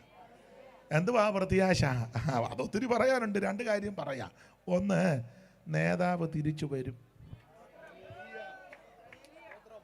എല്ലാത്തിനും കൂടെ തട്ടിക്കൂട്ടിയ ചുണ്ടയിട്ട് പോയ നേതാവല്ല, തിരിച്ചു വരുമെന്ന്, തിരിച്ചു വന്ന് തിരുസഭയെ ചേർക്കുമെന്ന്. അതാണ് നമ്മുടെ പ്രത്യാശ. അണികളല്ലേ ഏതിലേലും പോട്ടെന്നല്ല. പോകാൻ നേരത്ത് പറഞ്ഞു കലങ്ങി പോകരുത് ഹൃദയം, ദൈവത്തിലും എന്നിലും വിശ്വസിച്ചോ, ഞാൻ നിങ്ങൾക്ക് സ്ഥലമൊരുക്കാൻ പോകുകയാ. സ്ഥലമൊരുക്കാൻ പോയി ഞാനവിടെ ഇരിക്കുകയല്ല, തിരിച്ചു വരും. തിരിച്ചു വന്ന് കണ്ടേച്ച് ഫോട്ടോ എടുത്ത് പോവല്ല, നിങ്ങളെയും കൂടെ അങ്ങോട്ട് കൊണ്ടുപോയി അവിടെ ചെന്ന് ഏതിലേലും പോടാന്നല്ല, എൻ്റെ കൂടെ ഇരുത്തുവെന്ന്. അതല്ലേ പ്രത്യാശ? ഇതാ സുവിശേഷത്തിന്റെ പ്രത്യാശ. യേശു വീണ്ടും വരും, തിരുസഭയെ ചേർക്കും. മാത്രമാണോ, നമ്മളെ വിട്ട് മൺമറഞ്ഞ വിശുദ്ധന്മാരെ ഒരു ദിവസം കാണും. അപ്പനോ അമ്മയോ സഹോദരനോ സഹോദരിയോ ഭാര്യയോ ഭർത്താവോ ക്രിസ്തുവിൽ നിദ്ര പ്രാപിച്ചിട്ടുണ്ടെങ്കിൽ ഒരു ദിവസം അവരെ നമ്മൾ കാണും. കാണുന്നത് പട്ടിയായിട്ടും പൂച്ചയായിട്ടും കോഴിയായിട്ടും കൊക്കായിട്ടൊന്നുമല്ല. പട്ടി ഓടിപ്പമ്മ അച്ചാനാന്നാ തോന്നുക, 4 കാലോ. ഇങ്ങോട്ട് വാടി, അമ്മയാന്ന് തോന്നുന്നു വാഴത്തണ്ടേ ഇരിക്കുന്നത്, കാക്കയായിട്ടോ. അമ്മ കാക്കയായിട്ട് വല്ല വരുന്ന, അപ്പം പട്ടിയായിട്ടല്ല, പുത്തൻ ശരീരത്തോടാ വരുന്നേ. ഇതാ നമ്മുടെ പ്രത്യാശ. ഒത്തിരി പറയാനുണ്ട്, നിർത്തുക. ഈ ദ്രവത്വമുള്ളത് അദ്രവത്വത്തെ മർത്യമായ അമർത്യത്തെ ധരിക്കുമെന്ന്. അപ്പോൾ നമ്മുടെ പ്രത്യാശ എന്നാ? യേശു വീണ്ടും വരും, കാഹളം ധ്വനിക്കും, ക്രിസ്തുവിൽ മരിച്ച കോടി കോടി വിശുദ്ധന്മാർ പുത്തൻ ശരീരത്തോടെ ഉയർത്തു വരും. ജീവനോടിരിക്കുന്ന വിശുദ്ധന്മാരെല്ലാരും പോകത്തില്ല. മാനസാന്തരപ്പെട്ട് രക്ഷിക്കപ്പെട്ട് സ്നാനപ്പെട്ട് വെള്ളത്തിൽ മുങ്ങി സ്നാനപ്പെട്ട് അഭിഷേകം പ്രാപിച്ച് വേർപാട് പാലിച്ച് തിരുമേശയെടുത്ത് കൂട്ടായ്മ ആചരിച്ച് പ്രാർത്ഥന കഴിച്ച് ദൈവത്തോടും മനുഷ്യനോടും കുറ്റമറ്റ മനസാക്ഷിയോടെ ജീവിച്ച് ഓരോ ദിവസവും മാനസാന്തരപ്പെട്ട് വരവിനായി നോക്കി പാർക്കുന്ന വിശുദ്ധന്മാർ രൂപാന്തരപ്പെടും. ഇതാ നമ്മുടെ പ്രത്യാശ. 2 കൂട്ടം കൂടെ ഒന്നിച്ച് കർത്താവിനെ എതിരേൽപ്പാൻ മേഘങ്ങളിൽ എടുക്കപ്പെടും. പൗലോസ് പറയുക, ഇങ്ങനെ നാം എപ്പോഴും നമ്മുടെ കർത്താവിനോടുകൂടെ സുവിശേഷമായി പ്രത്യാശ തരുന്നത്. ഈ പ്രത്യാശയുള്ളവർ ദൈവത്തിന് മഹത്വം കൊടുക്കുക. ഞാൻ എൻ്റെ വാക്ക് നിർത്തുക. പഴയ പാട്ടിൻ്റെ 2 ചരണം സ്റ്റേജായി ഇരിക്കുന്നവർ എഴുന്നേറ്റു. അത് പാട്ടുകാരവിടെ ഇരുന്നു. നിങ്ങൾക്ക് ചാനിരുന്നു. എഴുന്നേക്കാൻ പറ്റുന്നെങ്കിൽ എഴുന്നേക്ക്. നിങ്ങൾ എഴുന്നേക്കണ്ട. എഴുന്നേക്കാൻ പറഞ്ഞാൽ ഇറങ്ങിപ്പോകും. അപ്പം പോകുന്നവർ പൊക്കും. അപ്പോൾ എനിക്കൊന്ന് കാണുകയും ചെയ്യാം പരിചയക്കാർ വല്ലതും ആണോ എന്ന്. അപ്പോൾ ഇരുന്നുകൊണ്ട് പാടിയാൽ മതി. 2 ശീലേ പാടുന്നുള്ളൂ. നമ്മളൊരു ദിവസം കാണും. അതാണ് നമ്മുടെ പ്രത്യാശ. ഇവിടെ നമ്മളെ പിരിഞ്ഞു മുന്നബികം ഗമിച്ച വിശുദ്ധരെ, ഇവിടെ നമ്മളെ പിരിഞ്ഞു മുന്നബികം ഗമിച്ച വിശുദ്ധരെ, വിവിധ വേളയിൽ മരിച്ചു മൺമർ ഞകന്നുപോയ വിശ്വസ്തരെ, വിവിധ വേളയിൽ മരിച്ചു മൺമറ പോയ വിശ്വസ്തരെ, അരുണ തുല്യമദ്യുതി വിളങ്ങിടും പല പല പ്രിയ മുഖങ്ങളെ, അരുണ